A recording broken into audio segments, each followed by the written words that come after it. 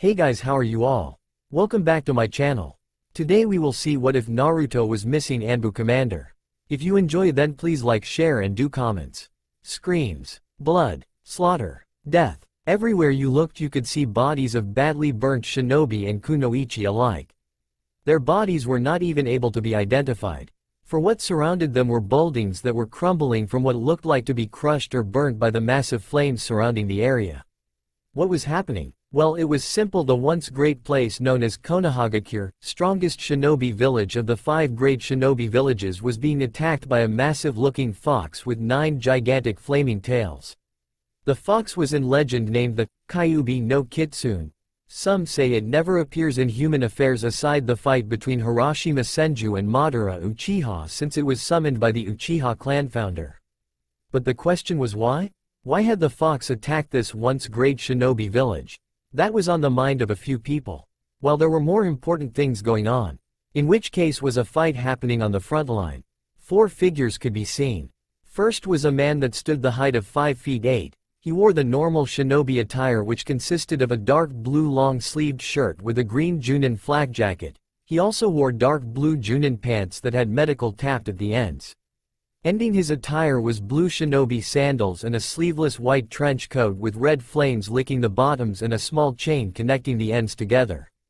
The man had tanned skin with icy sharp blue eyes with spiky yellow hair. This man's name was Minato Namikaze, 4th Hokage of Konoha, husband to Kushina Uzumaki and father to his 5-year-old son Naruto Uzumaki Namikaze and his newborn daughter Mito Uzumaki Namikaze, named after Kushina's great-grandmother. At the moment he was fighting a man standing the same height. Not much could be said about this man except for a few things. First was that all that could be seen was that he wore black shinobi sandals and black shinobi pants. Beyond this was just a black cloak that covered everything on the upper body. He also adorned a mask with a design on the left side, but what was unusual was that there was only one eye hole in it, which was on the mont's right side of his face. These two were fighting while the other two were watching with mixed emotions. The first was a beautiful woman with long silky red hair that at the moment reached the ground. She had a heart-shaped face and violet eyes that showed how tired she looked. She was at the moment wearing a hospital gown and was holding a covered-up bundle in her arms. The only thing you could see was a tuft of red hair. This woman was Kushina Uzumaki, 2nd Jinchuriki of the Kyuubi no Kitsune, wife of Minato Namikaze and mother of Naruto and Mito Uzumaki Namikaze. She was holding her newborn daughter tightly at her chest as she watched her husband fight off the man that ruined everything for them. The one who destroyed the day her daughter was coming into this world. She looked worryingly at the person beside her. This person she was looking at now was a boy that looked around the age of 5 years old. He was wearing an attire not seen on any other kid their age. He was wearing an attire of a shinobi. His clothes were special made since this boy had become a shinobi at a young age, but it all was what a normal ANBU would wear, only not with a mask. His face was what had her concerned. This boy had blue eyes that were round like hers, but were already starting to narrow like Minato's, and had spiky yellow hair like Minato, but it was much more spiky than Minato's even when he was younger. This boy was none other than her and Minato's pride and joy and genius of a shinobi. He was Naruto Uzumaki Namikaze, genin of Konoha, son of Minato Namikaze and Kushina Uzumaki, and now brother of Mito Uzumaki Namikaze. He had a kunai and shuriken pouch on his left thigh. Right now Kushina was getting worried for her son, who was glaring at the cloaked figure with much hate that surprised her, since she hadn't seen such hate from her son at all except when it came to some of the higher-up people in Konoha. Although I don't blame him, fucking council been trying to turn him into a weapon since he was born. Kami only knows what they would do when they find out Mito was born. She thought bitterly before she looked back at the fight and saw Minato Rasengan the cloaked figure into the ground using his Hiraishin no Jutsu level 2. That was before Minato jumped back to them as the man disappeared a few feet from them holding his injured arm. The man himself was glaring at Minato's form with hate and rage. This spiky-haired fool stopped his plans fully, but still Kyuubi could still destroy Konoha. So with that he just turned his head toward Kushina's form and saw the little bundle in her arms. He smiled evilly behind his mask and warped behind her, and before Minato could do anything the cloaked figure took out a kunai and brought it down to the bundle in Kushina's arms. Minato watched in horrified eyes as he used Hiraishin to get there in time while Kushina was too weak after having Kyuubi ripped out of her by this man. But with surprising speed the kunai was stopped by another which shocked the masked man before he looked into another pair of blue eyes, but they held so much more coldness and hate that it made the man inwardly slightly flinch. Naruto kept his gaze on the man, not seeing the shocked look of his parents before jumping up, kicking the man in the face, sent the man skidding back a few feet. This gave Minato the time to appear between his family and the cloaked figure who now had a bit of a crack in his mask. The man now was shocked he was actually kicked, or more so was hit. He was now glaring at the other blonde boy in hate and now wonder. He mentally shook his head before speaking. HMPH. I don't need to be here anymore, my job here is done, he said before warping out of the area. With the man now gone, Minato stretched out his senses to look for the man and sighed in relief, not finding the man not there. He looked over his shoulder and smiled at his family before he heard Kushina start to cough violently. He rushed over to her as Naruto was by her side in an instant and was doing as much as he could to help her.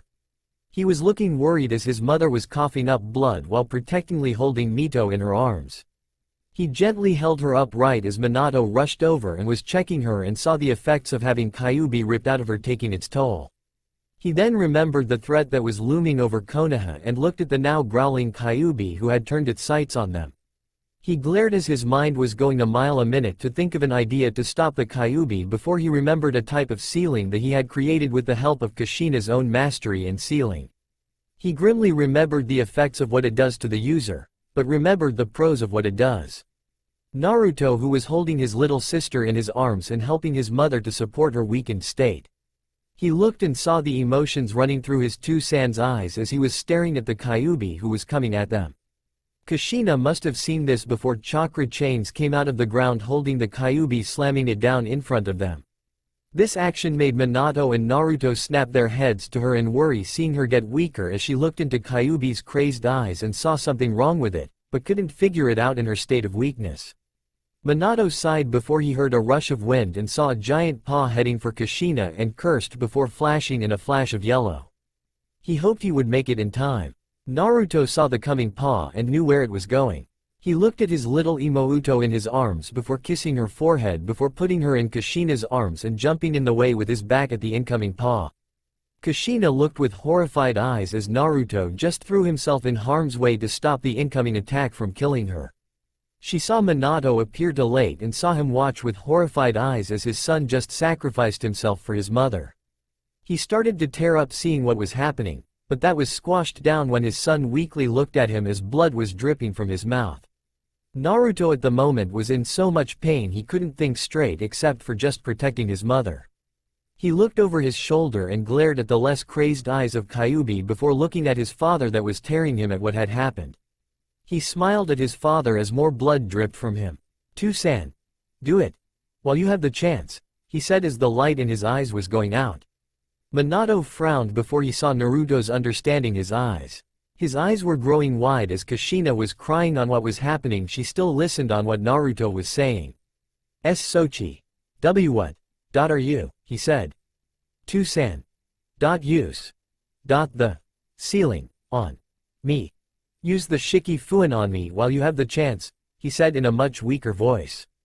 Kushina shot her head up in disbelief at what her son just said while Minato just looked into his son's eyes, seeing his son completely serious of what he was saying. Kushina voiced her concern. Sochi. Why? She said, which Naruto looked at her before smiling, ignoring the blood running down his chin. Why? It's simple, I wanted to protect you.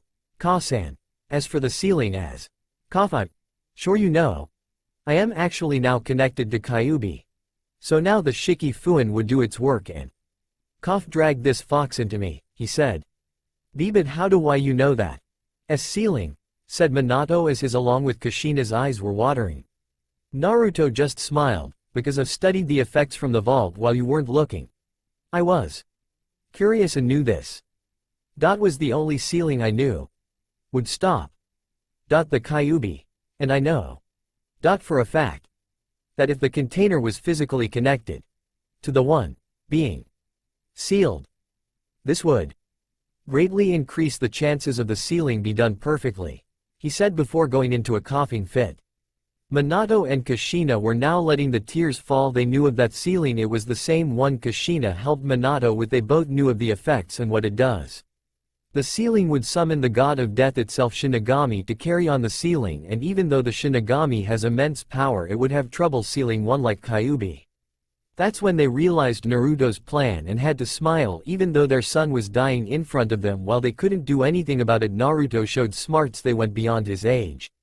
Minato let a tear fall before looking at Kushina as she didn't hold anything back as she sobbed into Naruto's shoulder. He knew if he went through with the ceiling he would most definitely die, and the way Kushina was, she would too. From the lack of Kyuubi, even with the Uzumaki's longevity, she wouldn't come out of this alive. And finally his son Naruto, his flesh and blood, he didn't know if he would survive since the Shinigami would seal it up in the container and drag the container into its realm with himself included, or would heal Naruto. But either way, if they three died, who would look after Mito? He wasn't stupid to leave her in Konoha's hands, but he did trust Jiraiya if things got bad, and Tsunade was there too.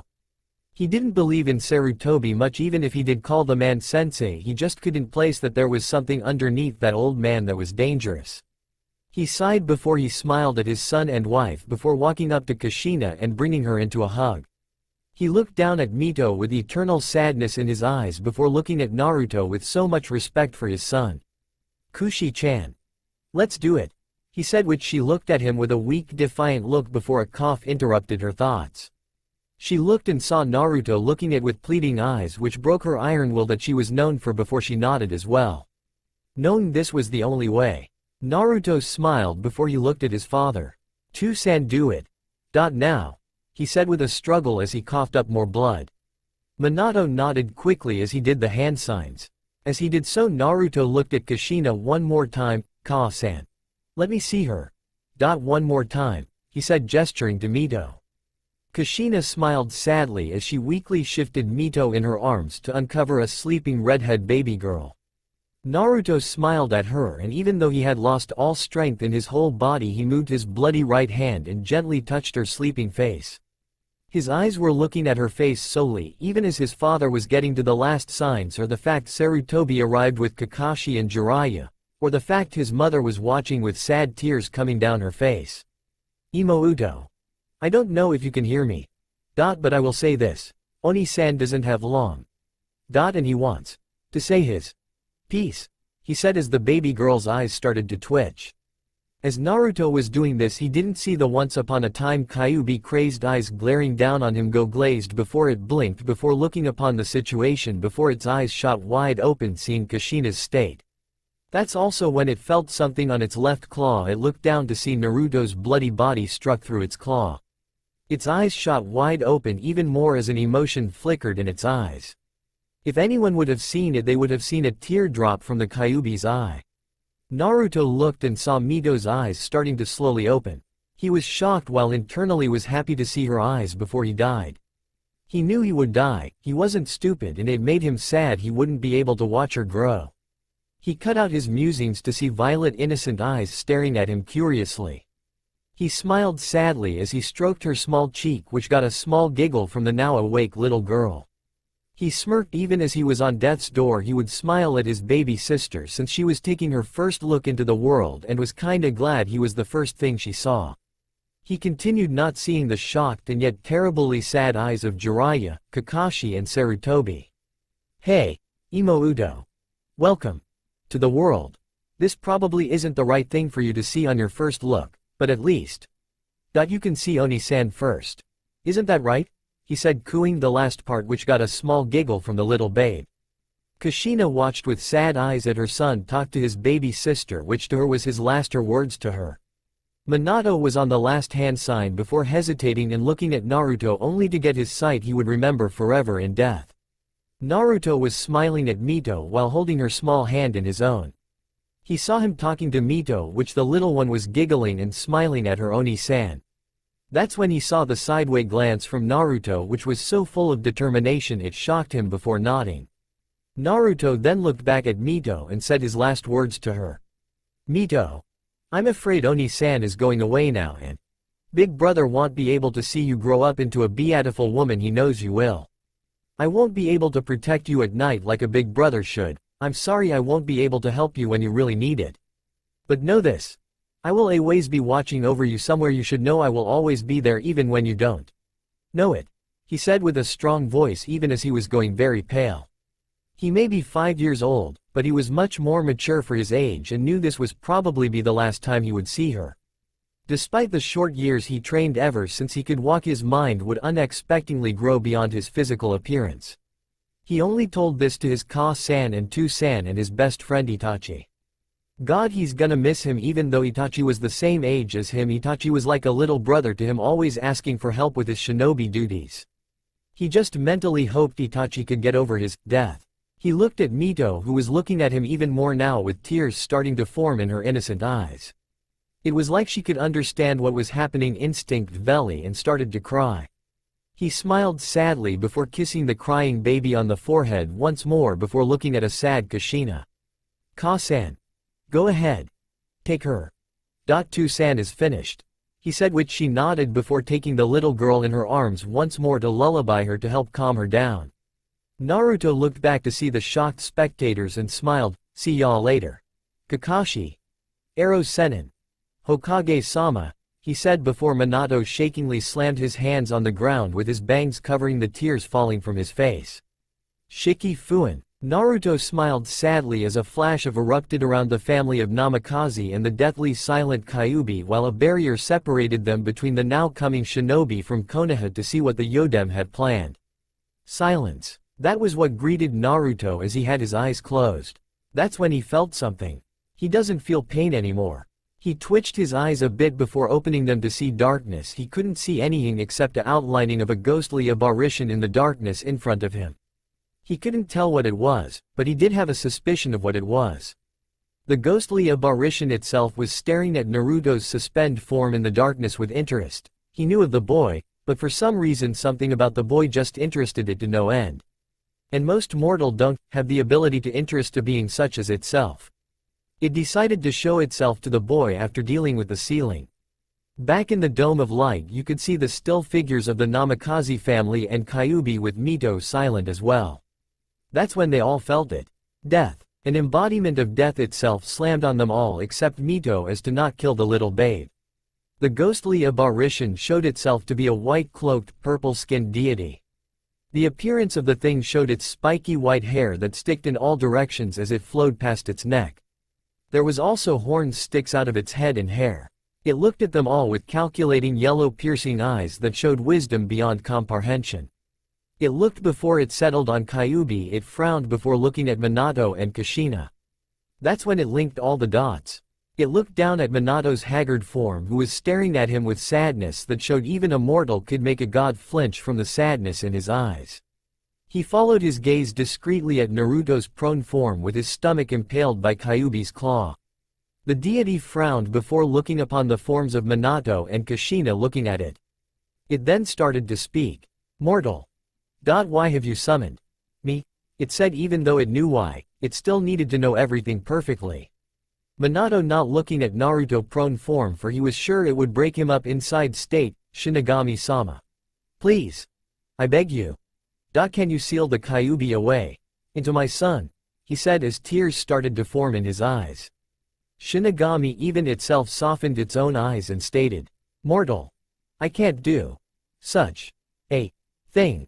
Even though your son's chakra coils haven't fully developed yet, it would certainly kill him. Even now your son is stuck in limbo since I haven't passed judgment on the boy yet. Though we can seal it into your other child, it said gazing at the other child. This got shocked and sad reactions from the two, and even Kyuubi was shocked to hear what the Shinigami said. Naruto? In limbo? They looked at Naruto's prone body and Kushina burst into tears seeing his eyes dull of any life in them. Minato started shaking as he dropped to his knees with his head hung low. Kyuubi looked at Naruto's prone body in sadness. It had watched from within Kushina how Naruto grew up and had come to respect him, and now it being the one causing Naruto to die just made it want to die.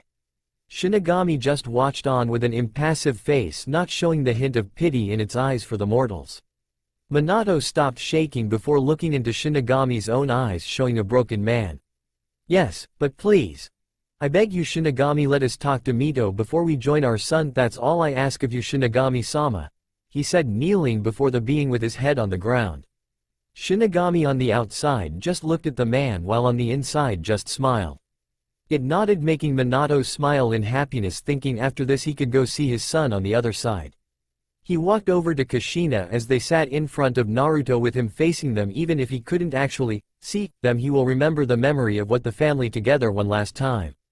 The two talked to each other as Minato told Kushina of his plan of sealing part of their chakra in the seal so they could help Mito when she grew up. Kushina agreed to this before she said her last words to Mito, as did Minato. Though they were surprised when Kyuubi itself started to slowly wrap its tails around them all, bringing them closer to each in Naruto-prone form. Kushina looked into Kyuubi's eyes to see sadness beyond recognition. She smiled sadly, knowing Kyuubi was back to its true mental stability. They gathered closer to Naruto's body, which instinctively moved a bit, secretly shocking the Shinigami, knowing the boy was still in limbo. So how was his body still moving? They watched as he raised his head to look at them, and even though his eyes were dull of life, he smiled a gentle smile that radiated happiness never seen before. It shined like a sun. Kushina and Minato got up with Mito in Kushina's arms, walked closer to him as Kyuubi's tails closed in around them and hugged his body, which he did his best, and wrapped his LTTLE arms around them as his face was staring straight into Mito's own. This was the image Shinigami saw, and right now the deity had come over its shock and was smiling at the picture. Even now it could feel Naruto in limbo, smiling as if he was feeling what his body was doing. It then glanced at Kyuubi, who at the moment was tearing up as the tears fell into its fur. It frowned once more that monster Madara Uchiha did this, and would be damned if it didn't hunt him down for this. It then saw the family separate just a little before they turned toward Shinigami with determined eyes, knowing they were ready. It inwardly saddened it to let this happen, but even it didn't have the power to break the rules her sister created when this seal was made. That's when she started the sealing. Small authors note Shinigami, just like Kami, will be portrayed as females in my story. Naruto, who was still in the dark realm, as he called it, was sitting on the floor meditating, trying to remember the feeling he just got a few minutes ago. That's when he saw his family around him smiling at him and the Kyuubis tailed around them protectively. He let a small tear drop from his face, knowing he wouldn't see them again. And like someone was reading his mind, "Oh, I don't know about that," said a feminine voice behind him. Naruto quickly jumped back in a defensive position, only to see a ghostly figure a few feet away from him, and it showed the deity Shinigami with an amused look in its eyes. Naruto just stared at the Shinigami before relaxing just a slight bit to analyze the situation and remembering who it was. Just glared into the eyes of Shinigami, shocking her inwardly, since this mortal was only 5 years old, but showed he wasn't afraid of her in this form. Naruto just glared at the specter and god of death before he spoke. "I see you're here to take me into your stomach as well? Then go ahead and take me and Kyuubi," he said, which the Shinigami smiled before it spoke. "First off, you have quite the courage to stand up to me, the goddess of death, like that. And second, let me talk in a better form. This one is just for show," said Shinigami, shocking Naruto before she glowed white before her form started to shrink till it was as tall as Naruto so she could look into Naruto's eyes. When the light dissipated, it showed the body of a 5-year-old girl with straight pitch black hair and porcelain skin that shone beautiful in limbo. Her eyes were that of the purest white. She was wearing a black kimono. She had no footwear from what he could see. That was before he saw her smirking at him. Since he did admittingly look over her body, he looked away from her face, a tint of pink on his face. This action only amused the girl before him even more, since he heard a heavenly chuckle from her which made his heart warm a little. It sounded so much like a melody his Ka-san would sing to him when he was little. He regained himself and looked back at her, only to see himself inches from the girl's face. He blushed before taking a step back. This only made her smile as she spoke.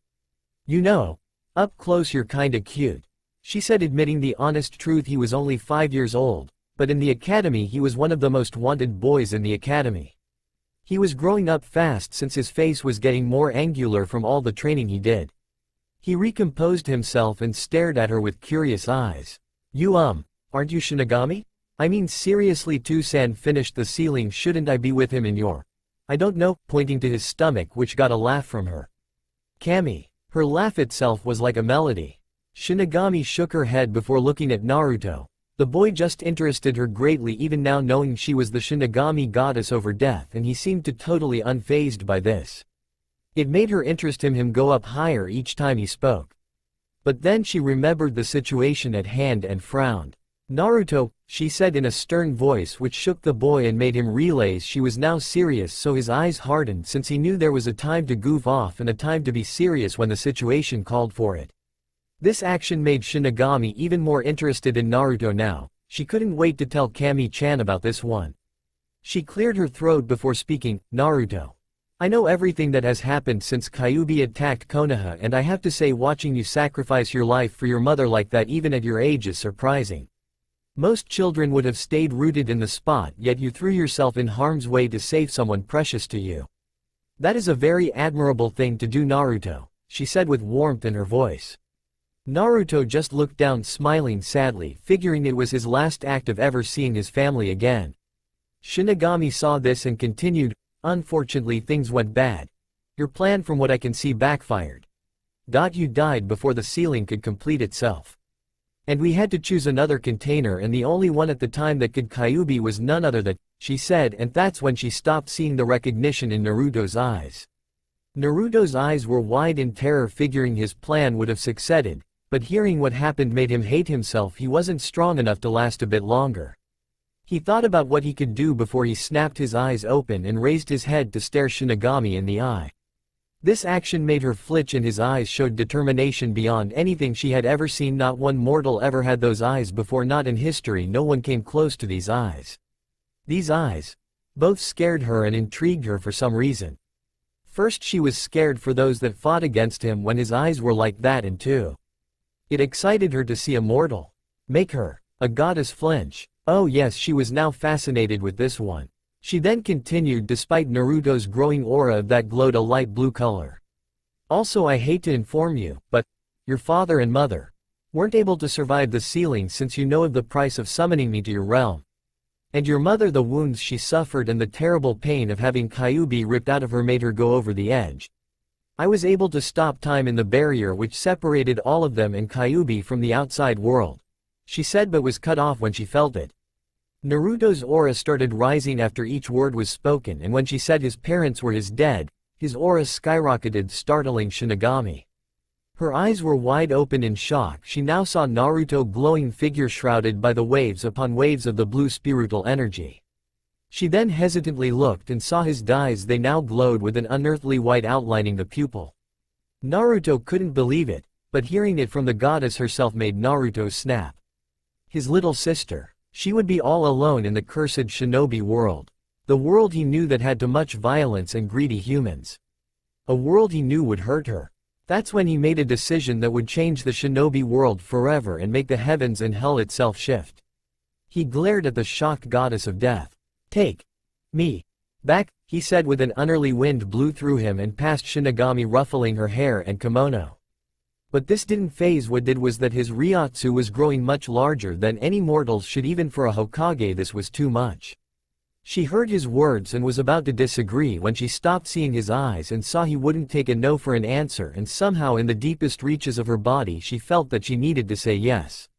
That's when something hit her. His Ryotsu was beyond that of any mortal she had ever seen. He had courage and the guts to go up against anyone, despite it being human, demon or god. He wouldn't stop. And the last thing she took in personally was that he would protect his precious people till his dying breath, and then some. That's when she decided on what she wanted to do and knew she would get a tongue lashing from her sister, but even Kami would agree when she sees Naruto later on. Shinigami looks into Naruto's bright blue glowing eyes, hiding her anxiety from seeing such eyes, and spoke. "Then if that is what you want, then I need to ask," she said with an edge at the end of her voice. She glared back into his eyes. "Are you willing to sacrifice your humanity to gain your life back? If you choose to do so, then you will be brought back, but with the knowledge of you being my avatar in the living world. Will you do this?" she said with a serious tone in her voice. This was a decision she actually wanted him to accept. For some reason, imagining him being her avatar sent chills down her spine. Naruto was inwardly shocked at her deal and thought about sacrificing his humanity to come back to life? Being her avatar in the living world? That meant he would have the powers of a Shinigami? He then remembered his baby sister's face and decided with no hesitation, hell yes. I would do anything to protect what family I have left, be damned if I am a human or whatever the hell I am. I will still protect my precious people and nothing will stand in my way of that, he said with his Ryotsu flaring even higher at that point. Shinigami smiled at this before appearing in front of Naruto, surprising him before she caressed his face with both hands. Then, receive the kiss of the Shinigami, she said, and before he could interrupt she captured his lips with her own. This made sparks run down Naruto's spine since this was his first kiss, and despite his age he was always curious about his first time. So with a little hesitation he kissed back, earning a small moan of surprise from the goddess. He instinctively wrapped his arms around her small frame and leaned in a bit more. This went on a bit more before Naruto's body flashed white. When it dissipated it showed Naruto wearing a different attire. He now wore a white shitage underneath a black kasode.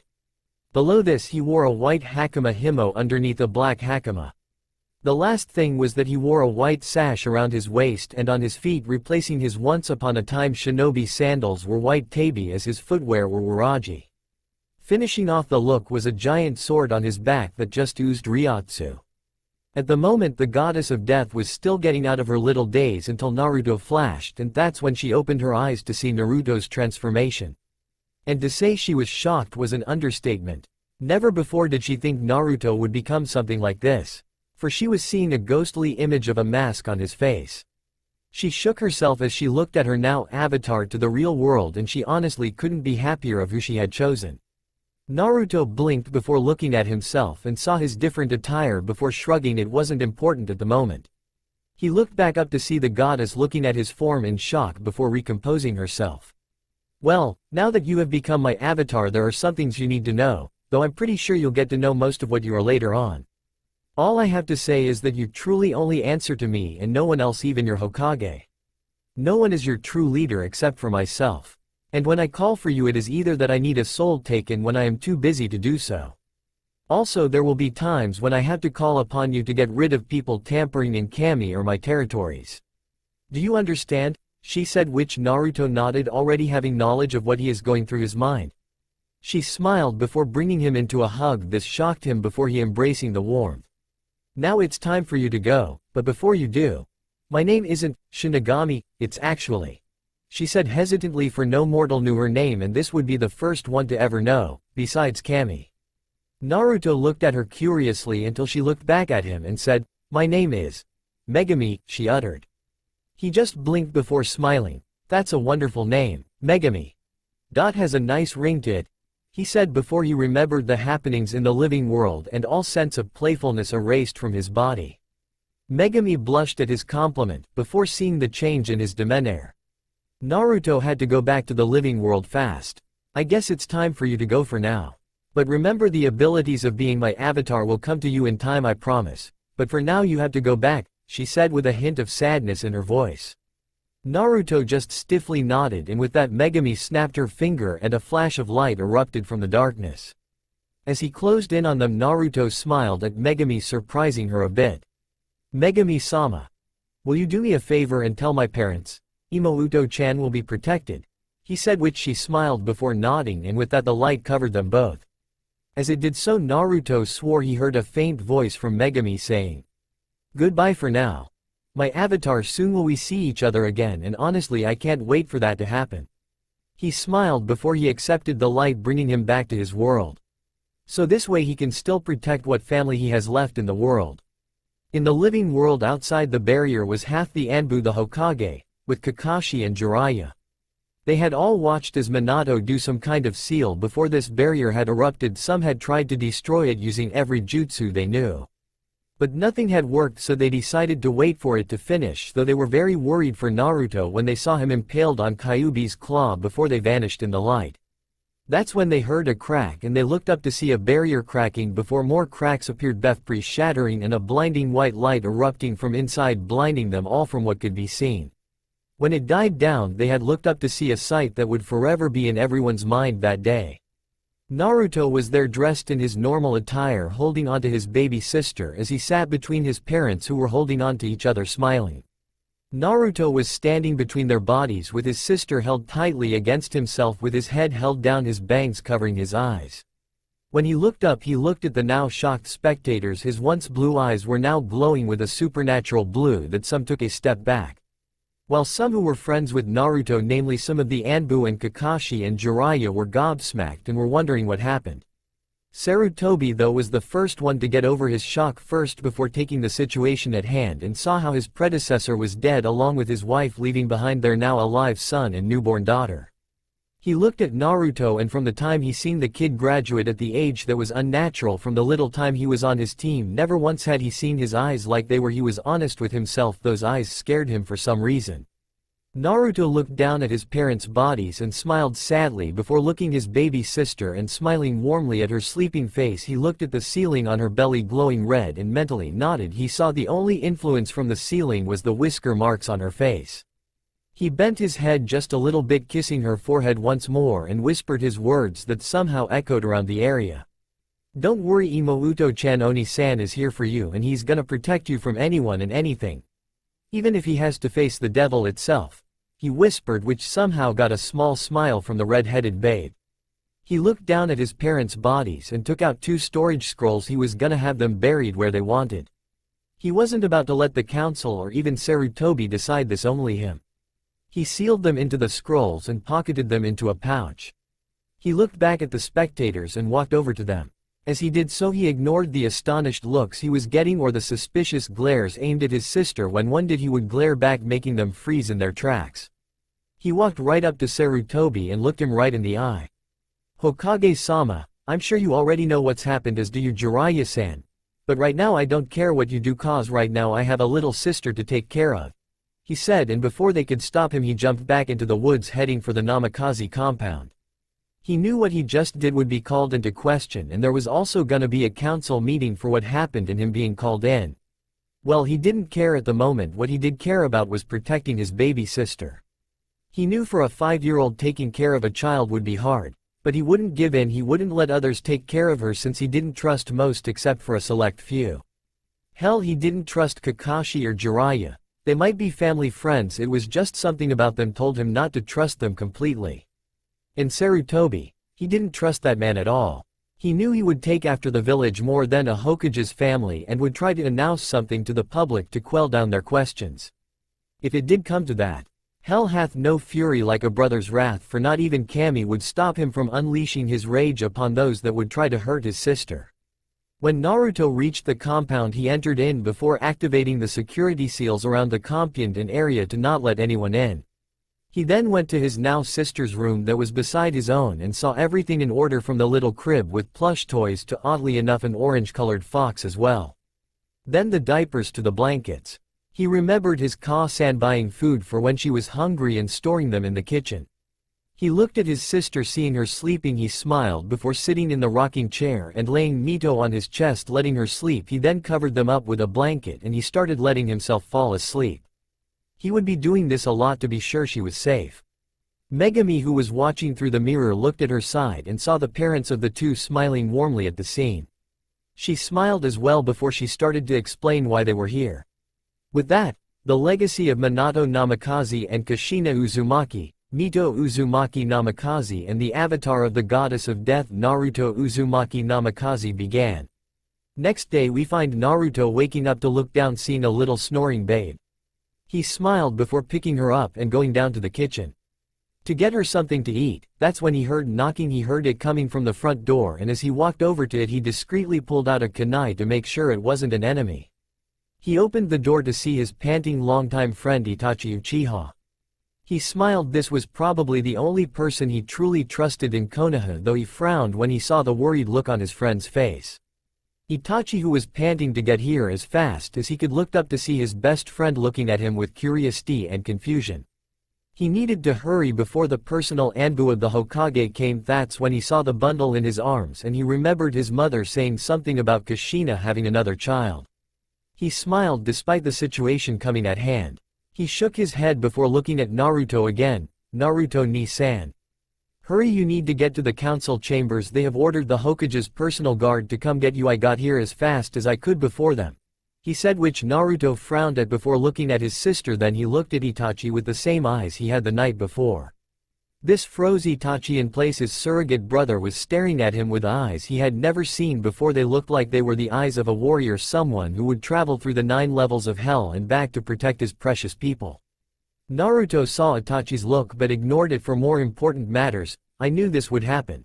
Itachi, do me a favor. Hold Mito and stay in this house till I come back. I personally don't trust anyone except you with her, so please keep her safe inside the house, okay? He said, holding Mito to Itachi. Said Uchiha heir hesitated before holding on to Mito. He looked down and immediately smiled seeing her sleeping face. As for myself, I'm going to have a talk with the council. And also Itachi, if she gets hungry, the food is in the kitchen in the pantry. I'll be back alright. He said, which Itachi nodded at since he knew from experience taking care of his little brother Sasuke. Naruto smiled before jumping through the forest to get this meeting over with. That's when he met up with the ANBU guards, the personal guardians of the Hokage. He frowned before he saw the leader coming up to him. Naruto-san, you have been requested at the council chambers by the Hokage to discuss of what happened during the Kyuubi attack last night, he said. Naruto nodded before heading his way with the ANBU following him. When they were passing through Konoha, he saw the destruction Kyuubi had left in its wake and the people who were rebuilding. When some saw him, they were whispering to each other before getting back to work. Naruto just ignored them. He didn't really care of what they had to say. He honestly didn't care for Konoha in general, only the people that were his friends. That's when they stopped at the Hokage tower. Once inside, they lead him to the chambers. He could actually feel the feeling of nervousness coming from a few people that were staring at him as they walked to the doors. He frowned. It was like he was walking to his execution. Once at the doors, he was getting irritated, and before the ANBU could open the door, he did it himself. The way his Ka-san used to. Kicking them open, making a bang echo around the chambers, silencing the arguing that was happening. The whole council and Hokage included looked to see Naruto with a twitching eyebrow with a nervous ANBU squad behind them. What is it you have called me here for? He said with an edge to his voice which made a few raise an eyebrow at. Sarutobi quickly cleared his throat before someone took offense to what Naruto just said. He looked at Naruto. Nothing, Naruto-kun. Only to find out what happened at the Kyuubi attack, and I'd suggest you don't lie. We need to know the truth, he said. This made Naruto physically scowl remembering the event. He then mentally decided to do this only to get the council off his back on the topic. He explained everything except of his business with the goddess of death. How she was used at the container of the ceiling of Kyuubi. This got many scowls from the civilian side. He ended it there when he took Mito away from the area so Sarutobi could clean up the area. After his explanation, the civilian side erupted. We have to kill the demon while it's weak. The seal is sure to break soon. We have the chance to end Kyuubi now. The Kyuubi is weakened. We have the chance to end it once and for all, screeched a pink-haired woman. Naruto was trembling with anger as the few clan heads that were friends with Minato and Kushina knew of their skills in sealing and knew that there was no way of that seal breaking. Uchiha Fugaku though was frowning as he looked at Naruto. The boy himself was best friends with his genius son Itachi and knew that there was something he wasn't gonna tell them. Sarutobi schooled his features as the civilians kept complaining, but that stopped when he saw Naruto trembling. His eyes widened when he saw a little glance in his eye. The shinobi council that was Sarutobi's old teammates Kaharu, Homura and Shimura Danzo were neutral on what to think actually as they had glances at each other. Naruto had enough of the death threats and spite against his sister, so he raised his head, snapped his eyes open which changed from the sapphire blue they were to the white of his eyes being pure black and the pupil being a golden yellow, and practically roared. If you motherfuckers don't shut your mouth this instant, so help Kami, I won't stop myself from killing every single piece of shit civilain in here. Do you understand me? He yelled as his chakra actually exploded around him, making a crater where he stood while the windows shattered as well. The walls and ceiling as well started to creak and crack from his unleashed chakra. The civilians practically fell down gasping for breath while the clan heads were looking at Naruto in shock. Well, Sume was sporting a devilish grin. Yep, Naruto was definitely Kushina and Minato's son. Sarutobi was staring at Naruto in utter shock. To threaten the civilians like that he hasn't seen except from Kushina or Minato when they were pissed, and from the brief glance he saw in Naruto's eyes he knew it would happen again if they crossed the line with him. The ANBU that were close to Naruto were blown back a few feet as well. When the chakra pressure had cooled down a bit, Naruto snapped open his eyes glaring at the civilians, making them go pale. If I ever hear you say that again, I hold my promise and kill you without a shred of remorse. That goes for every single person in here, he said, pointing to everyone. Mito Uzumaki Namikaze is my baby sister, and despite me only being 5 years old, I will fight to the death to protect her from the enemies outside of Konoha and the ones on the inside, that includes those that would try to hurt her physically or mentally. They will die by my hand. And you Hokage-sama won't stop me either, he said, making Saruobi go wide-eyed as well as the rest of the council. Naruto Uzumaki Namikaze just threatened the governing body of Konoha with death if they tried to hurt his baby sister in any way. Civilians were either red in the face, pissed at how this boy threatened them with death if they tried to in their minds kill the demon, or they were pale, thinking he was speaking the truth. The clan's heads, even Fugaku, were doing their best to hold back a smirk. Naruto definitely shut them up with that threat. Naruto turned toward Sarutobi and spoke, "If that is all, Hokage-sama, I have to go take care of my sister at the moment," he said before he started walking back to the doors. Sarutobi snapped out of his shock before speaking, "Wait. We aren't finished here yet, Naruto-kun. I have decided to announce to the public about Mito's status as a Jinchuriki only for them be put under a law that will sign fee they speak of it to the younger generation, they will be put to death," he said, speaking the truth since he had planned on this to happen just in case. The civilians looked at Sarutobi like he was an idiot for saying they should be punished, only to get a warning glance from the man which shut them up quickly. Naruto on the outside was impassive, but on the inside he was furious with Sarutobi for what he was doing. He was practically announcing to the public his baby sister was a big target to them. He balled up his fists, which started making his knuckles turn white and blood dripping from his hand. He looked over his shoulder at Sarutobi and glared at him. "Very well, but be warned, Sarutobi." This got gasps from everyone. He disrespected the Hokage.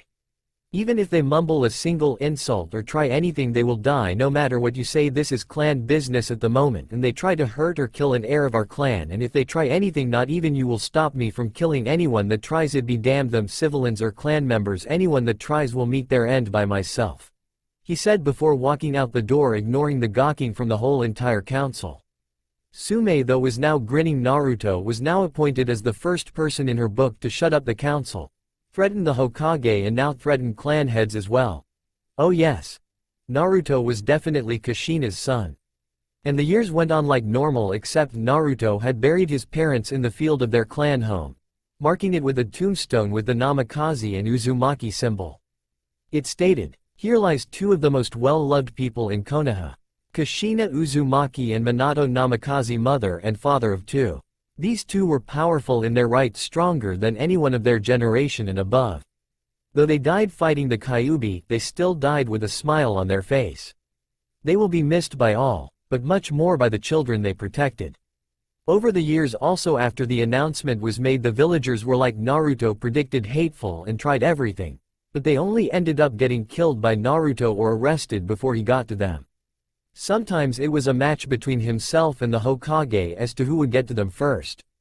Also, as he took care of Mito, he had to sped up his training to go on missions to help take care of himself and Mito. So with astonishable speed he sped through the ranks of the shinobi, making Chunin at the age of 7, Junin at the age of 9, and shockingly, and with the respect of the whole ANBU. ANBU Captain Commander at the age of 13, something that shocked everyone. But his best friend Itachi has also grown and rose through the ranks and became ANBU Captain at the age of 13. They both were respected in Konoha and prodigies never seen in a century. Over the years, Naruto had made friends with plenty of people from the Inuzuka clan, heir Hana. Also with Yugo Izuki, Kurenai Yuhi, and Anko Mitarashi. Jiraiya over the years had come to visit them, and the first time he came he was given a decision from Naruto on who he would help more if the time came to it. Him and Mito or Sarutobi. It took a while, but Jiraiya had gotten Naruto's full respect and trust when he bowed his head, saying he would help them when the time came. Naruto had also visited Itachi during the years with Mito and was accepted by some in the Uchiha clan, especially by Mikoto and little Sasuke. Fugaku, though, was shrewd to Naruto and would at chances glare at the little Mito. Mito, over the years she had grown up like a little Kushina. She was quite the tomboy and had the fiery attitude Kushina had. Though when she trained she excelled in Kenjutsu, Taijutsu, and surprisingly Fuinjutsu. Although when she had trouble her Oni-san would help her when she needed it. That was something else. She completely adored her big brother. He was her hero, the one who protected her, told her stories of her parents, held her when she cried after hearing what was sealed inside her. She was told by him since he didn't want others to mix up the words to make her think differently. He was there to help her when she needed it. She looked up to Naruto and trained to be like him. Naruto though raised her to be who she wanted to be, he couldn't break her of the habit of playing pranks, something he found very enjoyable. He himself of the years had grown beyond what others knew ever since that night with the Kyuubi attack and him meeting Megumi. He had received information a week later about his role and abilities as her avatar, and when he learned that they had different abilities, he pushed himself even farther to master them. Though he did this in secret, no one knew of this, not even Itachi knew, though the man suspected something. Naruto overall was stronger than anyone ever knew. As a shinobi, he was holding quite a bit back from everyone, even the Hokage, who he at the moment was starting to hate as the years went by. He was always training when he had the time, using cage bushins when he could, not many to make him get chakra exhaustion, but still many. At the moment he was a Fujutsu master, ninjutsu expert. He was fluent in taijutsu, matching Guy himself. In Kenjutsu he was unmatched by everyone. He could wield a katana masterfully like he had done it his whole life. Secretly he had read the notes on his father's Hiraishin no Jutsu and decided he would make that a type of ninjutsu class called Jikin Kukin. He had secretly made a few jutsu if the situation called for it. But at the moment he hasn't showed it to anyone. He also learned one technique he took great pleasure in. It was called Ho-Ho or Shunpo. It was something needed with spiritual energy. It was a speed movement skill that increased his speed beyond measures. Though when he mastered it, he never stopped training to get him even faster than before. He could honestly say, if he told anyone of his true status, that he was as fast as his father when he used the Hiraishin no Jutsu. Though he was proficient to him anyway as a shinobi. He quite immersed himself in being Megumi's avatar, and through the years he meditated and finally met his Zanpakuto spirit, and when he did he was shocked to see a young teen around his age wearing a black cloak with tiered ends at the bottom. The man had introduced himself as his inner spirit, and Naruto couldn't have been happier. The guy reminded him of himself when he was doing a mission.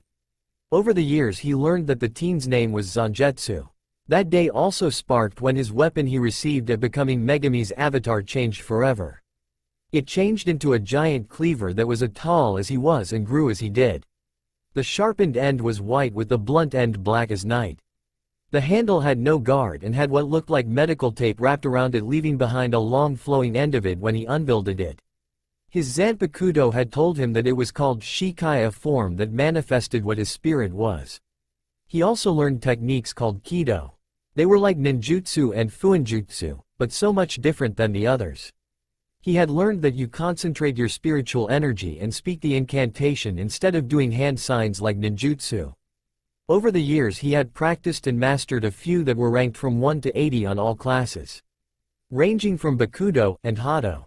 He learned that one was for sealing or stopping one target or multiple, and the other was like the other except it was more of the offensive spells. He heard of Mito mentioning something about Kyuubi, and he was shocked to hear that Kyuubi said she was sorry.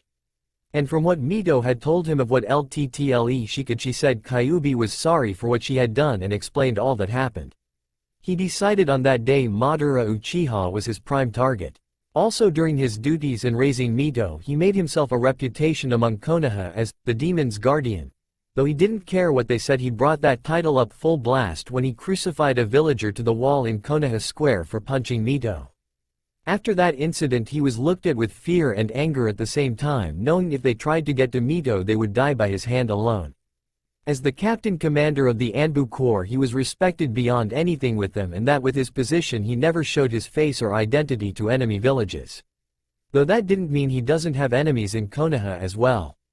The first was the villagers in Konoha. They always tried to hurt Mito and he would stop and kill those that even tried. Those that did land a hit on her was tortured with a genjutsu of them watching as Naruto killed their family before killing them when they're physically and mentally broken.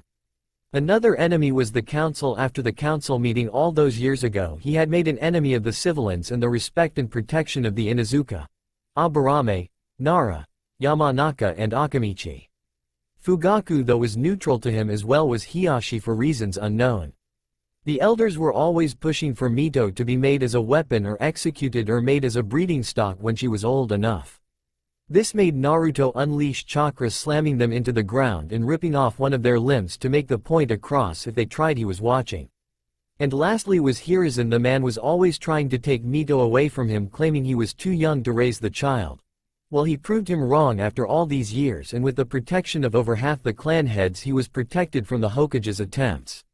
He knew what the man was trying to do. He was trying to have her either live on the streets or live in his clan compound to separate her from him and make her loyal only to Konoha and trained as a weapon for only Sarutobi. He stopped that immediately with the Fire Daimyo's presence, and since the man was a longtime friend of Minato, he was willing to help out. At the moment we find Naruto Uzumaki Namikaze walking down the road to the academy to pick up his now 8-year-old sister from the academy. As he passed through the streets he ignored the glares from the men or lust-filled looks from the women. That's right, Naruto was getting those looks, it seems, from him being the last male of his clan, and added with his look he was one of the most wanted men in Konoha. At the moment the Namikaze had grown to 5 feet 7 and wore his normal attire of black shinobi sandals, black junin pants and a long-sleeved black shirt.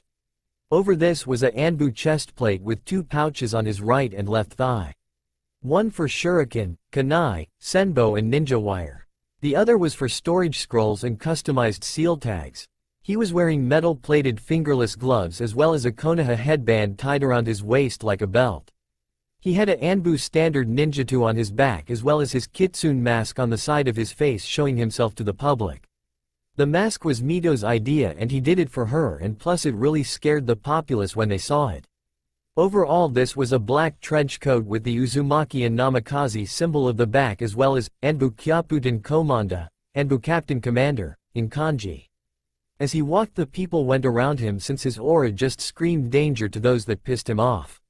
When he reached the academy he frowned seeing Mito sitting on a swing being glared at by the civilian families. Some were scowling at her while some were spouting insults at her. His blood began to boil before walking to his sister. As he did so the hidden ANBU who just arrived as the personal bodyguards for Commander mentally gulped and knew their commander wasn't gonna show pity to those villagers even if children were with them. When Naruto was behind the families he raised his hand and grabbed one civilian's head and with surprising strength lifted the man who was one of the few spouting insults at his sister and actually threw him into a wall, making it crack and cave in. After he did this he ignored the frightened looks he was getting from the children or horrified looks from the adults and walked up to Mito as the crowd made way for him. When that was done he walked up to the sad Mito who had her head hung low with her red hair covering her eyes. Naruto saw the tears falling down her face before he got on his knees and spoke, "Hey there Mito-chan. Ready to go home?" he said. Mito went rigid. She knew that voice. She snapped her head up to see Naruto smiling at her warmly as the tears fell from her face. "Naruto ni-san," she yelled before jumping onto his chest hugging him. He smiled while patting her head. As he did so he looked back at the glaring crowd and released a burst of his ki, shutting them up. He then looked back at Mito and sees her looking at him with cheerful violet eyes. He smiled before speaking, "Well, ready to go home Mito-chan?" he said. "Yeah, but first can we go to Ichiraku? I'm hungry and I want to see old man Tuichi and Ayame ne-san," she said, which he smiled again. Those two were probably the only civilians that respected Tu-san's wish and helped her when he wasn't around. "Sure, let's go," he said before putting her on his shoulder and walking out of the Shinobi Academy fields. As he did so he looked on ahead, thinking on what his latest mission had detailed. It seemed Iwa was getting restless since they found out Minato and Kushina, two of the most hated people in Iwa, had children, and since they didn't know of his status as Captain Commander and heard of Mito they were trying anything to kill her. Even risking war. He scowled as his eyes flashed a bright blue that wasn't gonna happen anytime soon as long as he was alive. He looked up at a grinning Mito and smiled. His sister was his light, if he had to say. She was the thing that kept him from obliterating Konoha from the ground it sits on. If it wasn't for her, Itachi, Yugo and some of his friends, he would have done it and slaughtered most of Konoha's population. "Hey Mito-chan, wanna go see Itachi and his family later on?" he said, which her eyes snapped wide and grinned before jumping on his shoulder. Yeah, let's go, I wanna see Itachi ni again," she said. Naruto smirked before walking ahead, not knowing the future was going to be full of strife for him and Mito. 2 years later. It's been 2 years and things have went great for Naruto and Mito. The two, along with Naruto's friends, have been able to keep the council and villagers off his back because of Mito. Though Sarutobi was getting desperate and would often challenge him in clan laws on ways to adopt a child from an unfit parent. Naruto always countered by saying he has raised Mito and she turned out great and wouldn't let him turn her into tool for him to use and discard. Though their training along with Itachi's went great, Mito with the help of her brother was at high genin level alone with the studies and training she had done.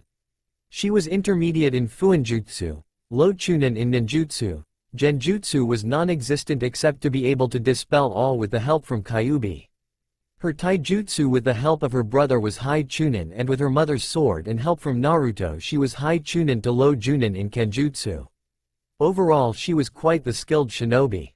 Though she never stopped thanking Naruto whenever he helped her train. Itachi was someone Naruto was positive he could call a brother. The teen was to him a little brother looking for ways to either get out of situations without violence or ending it quick. He helped Itachi get stronger for the past 2 years and even before that. He helped Itachi get stronger to be one of the most powerful shinobi in Konoha. Naruto himself though hadn't changed all that much except for being a 15-year-old. He could beat Sarutobi now. Even if the man was in his prime he wouldn't stand a chance. No one knew Naruto's true power except Zangetsu. Though Itachi always suspected something. His skills as a shinobi have only went up more since the last 2 years being the captain commander of the ANBU Corps. His skills in ninjutsu were extraordinary. Fuinjutsu he had passed his father in the art and was on par and close to passing his mother's level as well. Taijutsu was something he added with his kenjutsu, with him always doing physical exercises that would make Guy say it was crazy to do, made him past Guy's level and beyond.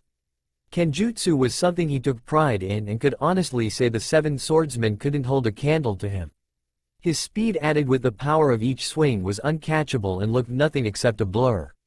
His skills as a Shinigami have skyrocketed though as he grew up over the last 2 years. His talking with Zangetsu and training in the art of Kido had done wonders. He had grew more attached to the Zanpakuto like it was his arm he was swinging instead. And with Kido he had mastered 81 to 99, though the latest ones on both Bakudo and Hado still needed a bit more practice. He had also created a way of healing with Kido, but needed no incantations. Just concentrated spiritual energy. His speed though with Hoho had went past even Zangetsu's expectations. He was nigh uncatchable in that aspect. No one was as fast as he was. Though no one has seen his true power yet anyway. Although his greatest achievement was raising to the next level of his Zanpakuto, something called Bankai, Zangetsu had said was only done before by Megami herself. He was quite proud he achieved the next level, though it was hard to control at first, but he had done it and had to say Bankai was only gonna be a last resort when he needed it.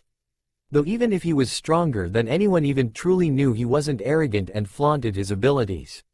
He was cool-headed and emotionally balanced to handle any situation that called for it. Though there was a share of problems as well.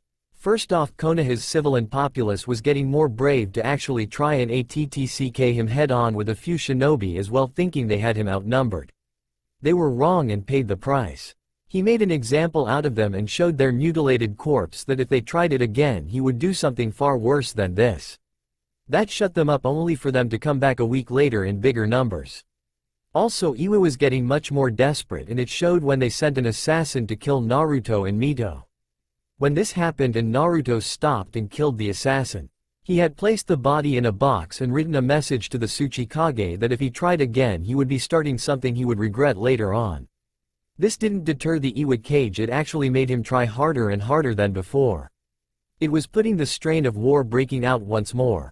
There was also another problem, but it was within his own mind. There was something trying to get out and he didn't know what it was, and he had asked Zangetsu only to get a silent, "I don't know myself." This kind of freaked him out, but didn't stop him from his life. Though everything changed when the day came when the Tsuchikage declared war on Konoha. Naruto Uzumaki Namikaze, shinobi of Konoha, avatar to Megami goddess of death, and ANBU Kyaputen Komanda was standing around his personal squad, the ones he had grew up with and trained with. Each were strong in their own right. And right now they were having a meeting about the declaration of war with Konoha, all because of a grudge from IWA. First one to speak was Neko aka Yugo Izuki. Naruto: Komanda sir, what are we to do with the situation at hand? War has been declared by Iwa and we personally don't have the resources for another war, she said. Weasel aka Itachi Uchiha and Naruto's best friend nodded. That's true sir, after the third shinobi war and Kyuubi's attack we just don't have the shinobi to win this war. I know we've pulled through and through in history through all 3 wars, but this time it's different. We are limited to shinobi and resources. It would personally take a miracle to win this war, sir, he said in a monotone voice. Inu aka Hana Inazuka hung her head. Yeah, and it's even worse with half of Konoha calling for a trade with you and Mito-chan to stop the upcoming war, she said as a tear fell from her face. Yugo turned their attention to Mito, who was sleeping on the couch. Naruto were now as cold as ice and the temperature in the room dropped a few degrees. The others tensed up as they saw their leader's gaze. Let them try and trade us, because just like Iwa, those fools in Konoha will suffer for their insolence. He stood up with his battle gear ready. Inform the Hokage that I'll be going to Iwa's borders to deal with the invading force myself, he said, getting shocked looks from them all. What? Naruto-senpai, master. You can't be serious, said Yugo. We know you're strong, Naruto, but to face a battalion alone of Chunin and elite Junin would even be tough for the Hokage to deal with, and you're saying you are gonna go face 3 battalions alone. Hana protested, not wanting her friend to go in something like that alone. Naruto smirked and tightened his gloves.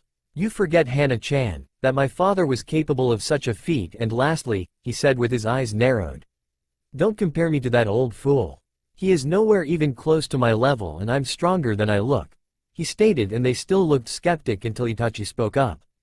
Senpai is right. He alone can deal with the invading force without any help, he said with a small smile on his face. Besides, even when I fight him, he never revealed all of his skills, and plus he isn't the ANBU captain commander for nothing. But what about Mito-chan? With you gone and us being on guard, she'll be defenseless, Hana asked.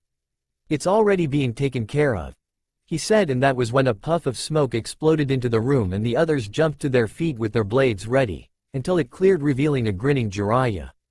Fear not, younglings, because your savior the gallant Jiraiya is here too.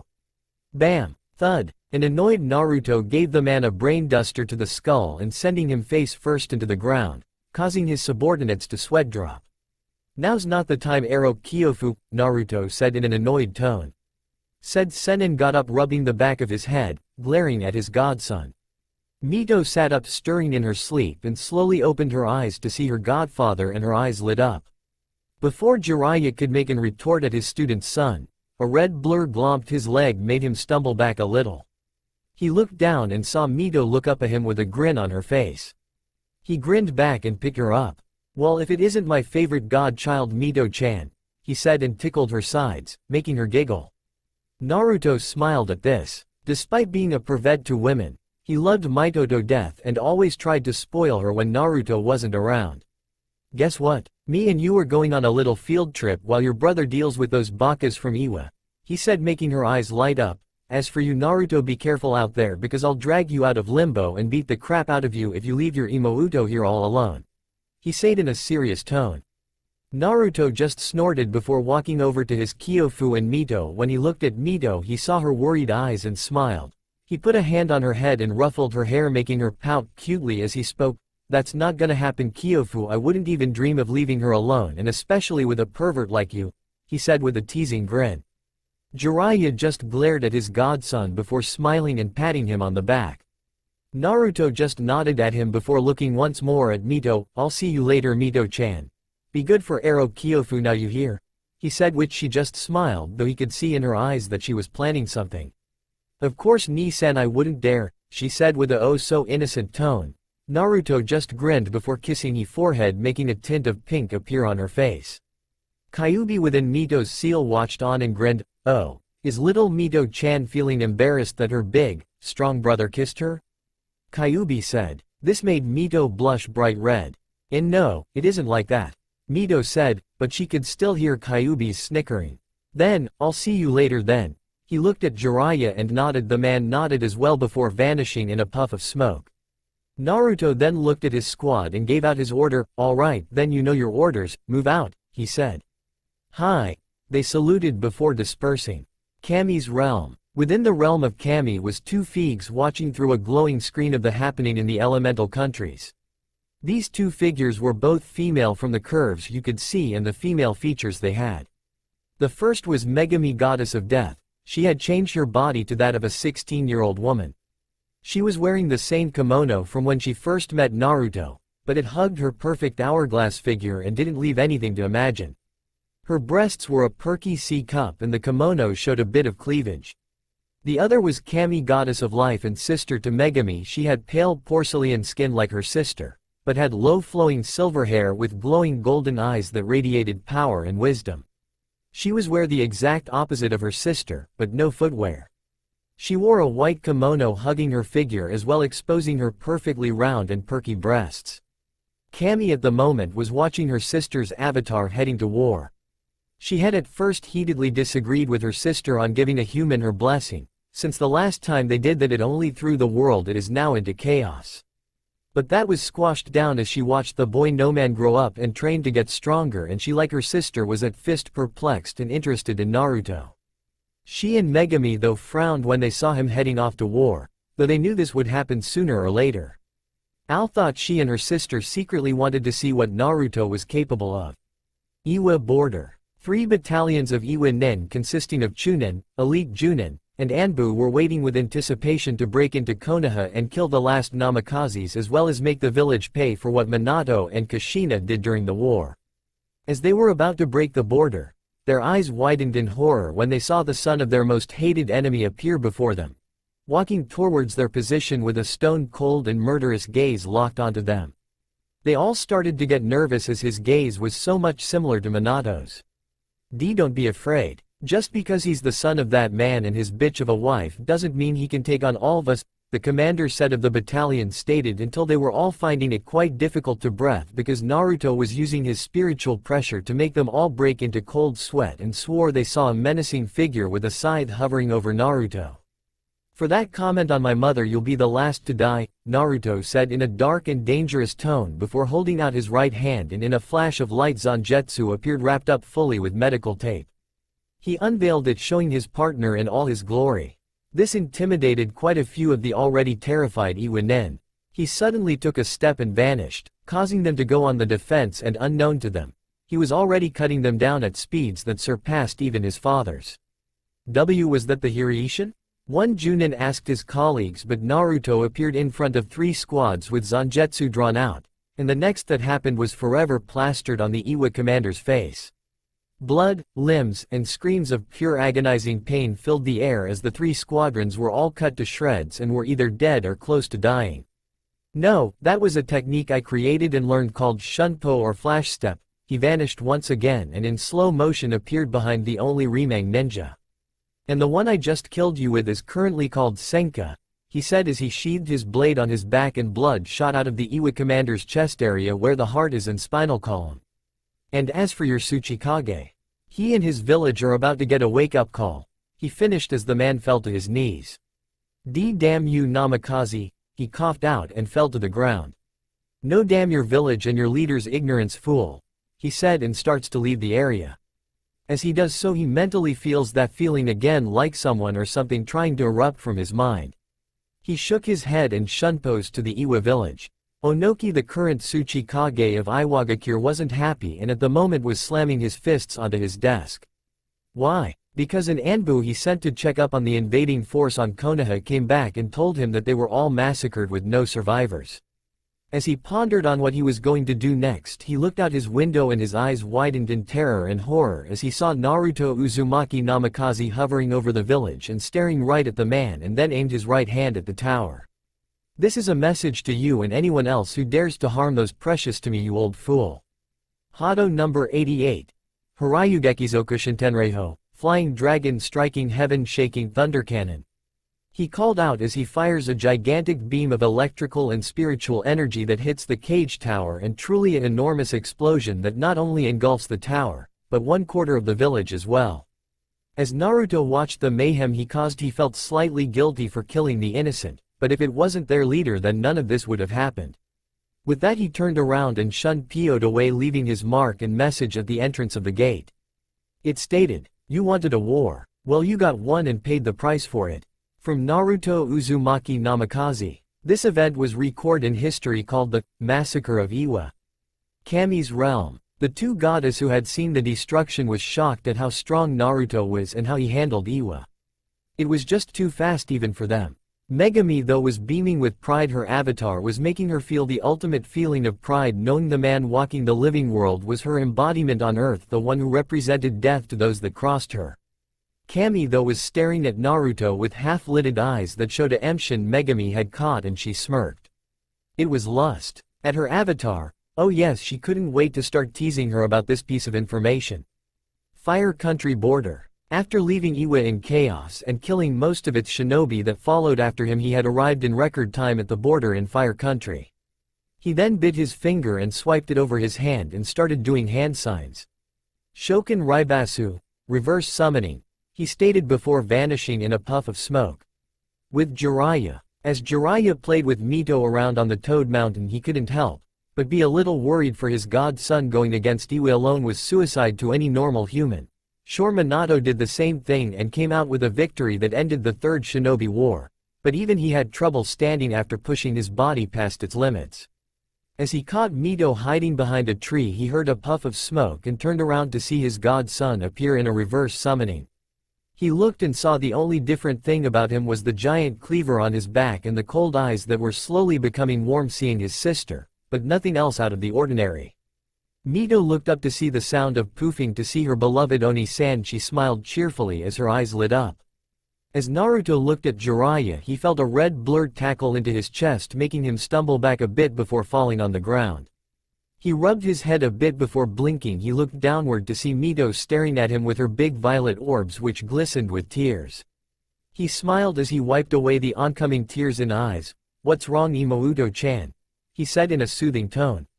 She visibly relaxed at her brother's touch and voice. She always did. As she grew up, his voice was the thing that always made her feel safe and relaxed.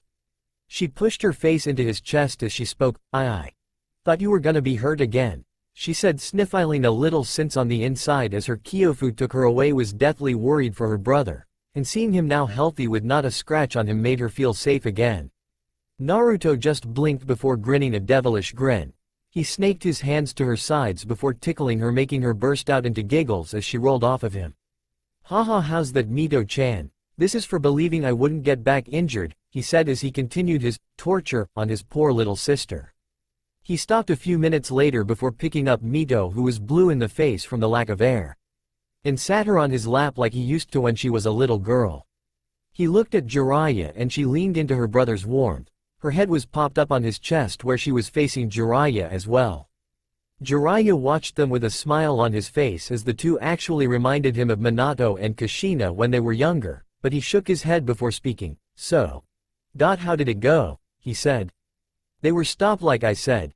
Nothing else to it, Kyofu," he said, hiding how he destroyed a quarter of the village itself. Jiraiya narrowed his eyes on Naruto. He was hiding something and knew it would either be bad or good. He didn't know. 'Cause at the moment he just needed more answers. "I see. Well, what will you do in Konoha? Because of your actions it will be regarded back on Konoha, seeing as they have someone like you able to destroy armies like that with little effort like your two-san, then things will be tense with the countries." Naruto nodded as he ran a hand through Mito's hair. "I know this, but that won't deter me from protecting my precious people, Kyofu, and you know this better than anyone," he said. Jiraiya grinned warmly before walking over to his godchildren and gave them a hug. "Yeah. And I have to say I'm proud of both you, the way you're both turning out in life, and both your Ka-san and Tu-san would be proud as well," he said. Naruto nodded before he looked down and saw Mito asleep in his lap with her arms wrapped around him and head buried in his chest. He blinked before picking her up gently in his arms and stood up. He shifted her in a bridal carry with her head leaning onto him. He kissed her forehead once more before he looked at his Kyofu with a serious eye. "Kyofu, let's go back to Konoha. I'm sure they're looking for results, though I'm sure most already know by now," he said. "Yeah, you're probably right, though Sarutobi might be pissed after what you did," he said. "Like I care what the old fool thinks. He has no say in what I do or who I protect. I'm sorry, Kyofu, but the man to me is nothing more than old fool that thinks he can control me," he said. Jiraiya nodded sadly, knowing his godson was right. Sarutobi had tried for years to either control Naruto or take Mito away from him. "Now let's go," he said before muttering a small, Shokin Raibasu, before disappearing in a puff of smoke, as did Jiraiya. Konohagakure. When news had spread of what was going on and exactly who was sent to counter Iwa's invading force. The shinobi of Konoha were skeptic if Naruto would be able to do what his father was able to do, as well as a few civilians that got along with him and Mito. That's when news had traveled of Iwa's invading 3 battalions completely massacred with no survivors. This got cheers from all the shinobi, knowing if it wasn't for Naruto they would have lost. They all knew they were still weak from the Third Shinobi War, and added with Kyuubi's attack made it all the worse for him. But thanks to Naruto, the newly and highly respected captain commander of the ANBU Corps was able to put an end to it. What was more shocking was Iwa, the village itself being attacked, with over a quarter itself being obliterated and the cage tower along with it. This had served as a warning to Iwa to not try attacking again of petty reasons. They only hoped Naruto would come back soon. Sarutobi, though, was sweating bullets to do what Naruto did, was completely amazing, something that was only told in war stories, when Minato completely decimated a battalion of Iwa Nin in 1 minute flat. What Naruto did was going to be told in legends to come for being a man wiping out not 1 or 2 but 3 battalions of Iwa's finest, ranging from Chunin, Elite Junin and Anbu. And add the fact he destroyed a quarter of Iwa was telling him there was more to Naruto than he or anyone else knew. Naruto's squad that was on frontline guard duty heard the news the first though and had funny reactions. Even though they all knew Naruto was strong, they never expected him to not only destroy 3 battalions of Iwa Nin, but also destroy a quarter of Iwa itself. Yeah, they were definitely not gonna underestimate Naruto again. Itachi just smiled, knowing his brother figure, best friend, had done something legendary and saved Konoha from imminent destruction. The said squad who were at the gates suddenly saw 2 figures appeared a few yards away from the main gate. When they sensed out who they were, they completely left their posts and shushined to them. As Naruto walked with Mito in his arms, sleeping peacefully with Jiraiya beside them, they felt 3 presences heading their way and smiled when they knew who it was. They all appeared in front of them before Hana and Yugo surrounded Naruto, checking for injuries, as Itachi just walked up to him and pat his shoulder. "Welcome back, Naruto-senpai," he said. Naruto smiled as Hana and Yugo stopped fussing over him before giving him a hug. No one noticed Itachi's slight twitch at the scene. That was before they jumped back, hiding their blush. Naruto just blinked owlishly before he smiled. He checked to see Mito still asleep in his arms. He looked up at his squad and announced, "Iwa is officially surrendered. They have been crippled and cannot even put up a defensive. So there is no more to worry about for a long time, so let's go home, guys," he said, which they all nodded at. With that, they all walked back to Konoha, awaiting what the future would bring them. It's been 3 days since the invading force of Iwa was stopped and slaughtered, as well as Iwa having a quarter of it being destroyed. This had also set events to happen. The survivors that seen what Naruto did had put him in the Iwa bingo book as one of the most dangerous men in the shinobi nations. Kumo's Reikage was excited to see Minato's and Kushina's son do what he did to Iwa, and especially the message he carved in the entrance into Iwa's village. That had set the record of Naruto Uzumaki Namikaze being entered into the bingo book. Suna and the other neighboring villages were wary of Konoha now, since they had someone like him in their ranks. The day Naruto came back to Konoha, he was surrounded by shinobi, all giving him cheers of what he did and civilians bowing in respect despite what he had done in the past and their past sins against him and his sister. He still saved them from destruction and they owed him that much. Sandaime, though, when he confronted Naruto about it later that day, earned a glare from Naruto, telling the man what he does is not his business. Since he was the commander of the ANBU Corps, he has special laws made for that position. Of what he does on personal levels is not dictated by the current cage of Konoha, so the man couldn't do anything about it. The same night, Mito never left Naruto's side. She stayed with him every second till it was bedtime, and even then she wanted to be by his side. Him fighting a war must have really worried her. It had been the next day and he heard bombarding sounds coming from his door that morning, so when he left Mito tucked back in bed, he went to open the door only to be bombarded with questions from Anko and Kurenai to see if he was alright. He just waved off their concerns, saying he was alright. That seemed to calm them down. On the 3rd day, as he recovered, although he wasn't tired at all, he was called into a council meeting to discuss of what happened, and he wasn't really in the mood. All he really wanted to do was spend time with his Imouto. Was that too much to ask? He still remembers that when he scared the civilian council shitless and stopping most of Sarutobi's questions about his weapon. That's right, he now fully let Zangetsu sheathed on his back, since for one he wasn't gonna hide his partner anymore. 2. It was intimidating as hell to see him walking down the street with Zangetsu on his back, and 3. It was fun seeing Yu-Gi-Oh going gaga over the weapon. Now after 2 weeks things have been going back to normal, except that feeling in his mind was getting stronger with each passing day and it was starting to worry him. Though this didn't deter him from training or helping Mito with her training when she needed it. It also didn't stop him from going back to duty and doing missions with his squad, although he has been seeing Itachi acting strange lately. That was something else. Itachi was hiding something, and being childhood friends for so long it worried him, and he promised himself he would get to the bottom of what was wrong with him. He also strangely kept visiting Mikoto and little Sasuke ever since he heard about Fugaku becoming even more deranged in his clan. He was worried about the two. So when he came to visit he would talk with Mikoto while teaching Sasuke things he needed to know in the current grade he was in at the academy.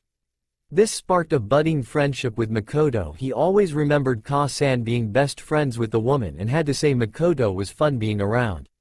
And little Sasuke, despite having a similar attitude like Fugaku's, was easy to tease or get him mad. He also spent time with his squad when they weren't on duty and with Anko and Kurenai as well.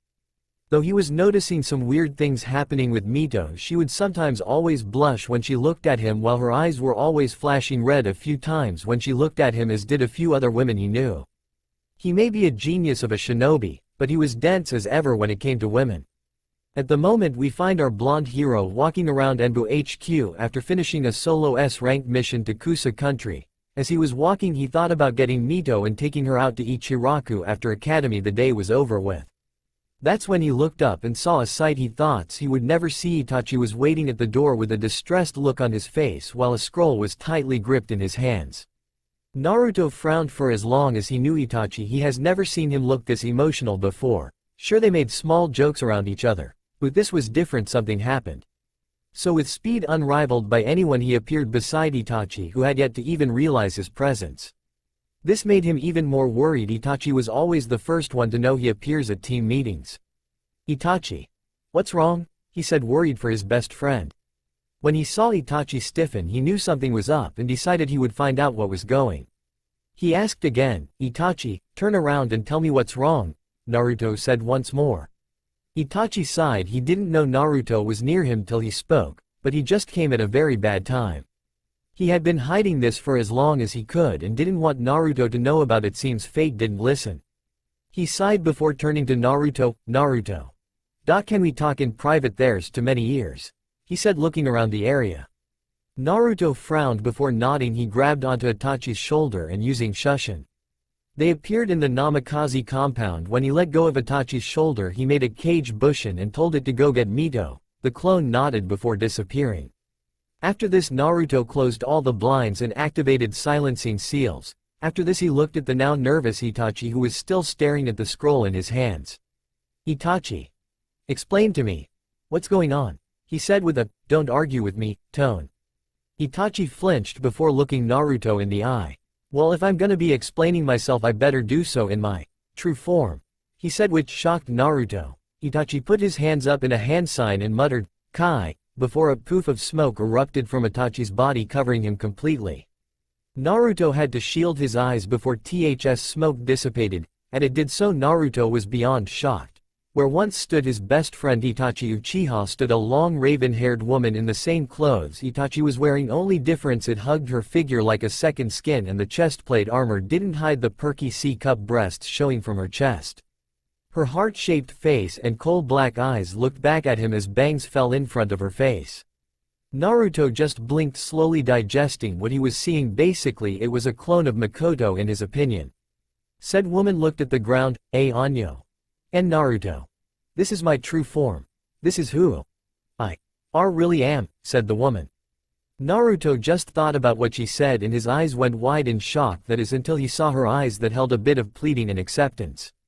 He mentally cringed. Those kind of eyes always broke him, one of his small weaknesses. He rubbed the back of his head and spoke, so I'm guessing you're actually a female? He said. Yes, she said. Naruto frowned. Why hide it? He said. It was because Fugaku placed the genjutsu on me to look male because he wanted only sons and not a daughter in the family. But Ka-san always helped me when I needed emotional support when father became strict on my training, she said. Naruto scowled at this Fugaku. To do such a thing made him want to kill the man, but first. Then why didn't you tell me? I am your best friend, aren't I? Don't you trust me enough to keep this a secret? He said. The woman snapped her head up at him and let tears start to fall from her eyes. I didn't know what you would think of me. I didn't want the only person to bring me out of my cold persona to leave me if he found out the truth, she said as she fell to her knees crying. Naruto was there in an instant, holding her to his chest as he rubbed her back in comforting gestures. He still was trying to wrap it around his mind. His best friend since childhood, the Itachi he grew up with, trained with, did missions with, was actually a female and was actually scared of telling him the truth. He pulled himself back and raised her head by her chin till she was looking him in the eyes. You have nothing to be scared about. I would have accepted you either way, now. Why not start telling me your true name, he said.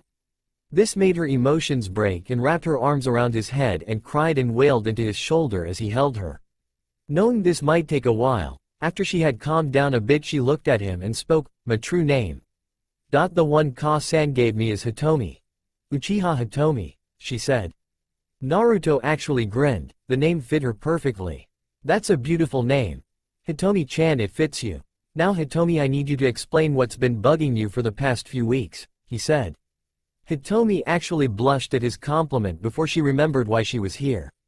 Naruto-kun, it's a long story, but let me start by explaining what my clan has been planning. With that, Hitomi started explaining the Uchiha clan with her father planning a coup d'état and rebel against Konoha. She told him of how some members of the clan were innocent and didn't even know of the plan. She also explained her situation as a spy for her father in the ANBU. This way she could gather important information and hear on the Hokage's meetings, but she also told him of her undercover status, being a double agent for Sarutobi and the council. She told him of Sarutobi's plan along with the elders to have her slaughter the clan so something like this wouldn't happen again. She even told him when she tried to refuse, Sarutobi threatened her by having Sasuke getting a loyalty seal placed on him and Makoto used a breeding stock. That's when everything broke. She fell into his arms and cried her eyes out, asking, begging for any kind of help. While she told him all this, Naruto was deathly silent. His bangs covered his eyes, as his grip on Hitomi was tighter and he kept pulling her closer into him to soothe her as much as he could. When the woman stopped crying, she looked up only to gasp, seeing Naruto's murderous and deadly stone-cold gaze. She could see his eyes changing bit by bit. Naruto grit his teeth before pulling away from Hitomi. He got up and pulled her up as well. Hitomi-chan, you should have told me this before, he said. I didn't know if you would, she said, only to stop when Naruto hugged her as his chin was on her head. Of course I would have, you should have told me everything from the beginning. But I will tell you this, Hitomi-chan, he said, ignoring the fact he added the chan suffix to her name. Though Hitomi did notice and would file it for later.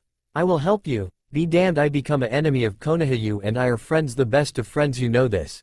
And you should know I'd do anything to help you. Now me and you are going to the Uchiha clan compound and find the ones who are planning this uprising, and the innocent ones will live.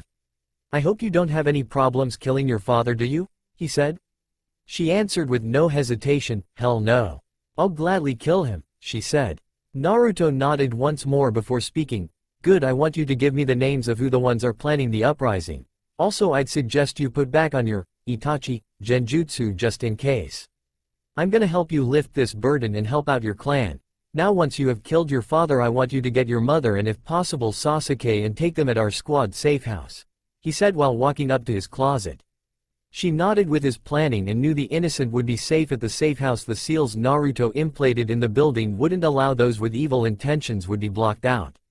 That's when she saw Naruto open up the closet to show a bunch of boxes and clothes. She watched curiously when he moved them out of the way and bit his finger, drawing blood. She watched when a white glow erupted from the closet. When it faded, it showed a closet full of scrolls that had kanji for something different. They ranged from weapons, medical herbs and medicine, personal fuinjutsu books and tags, family scrolls and books on nin-tai kenjutsu.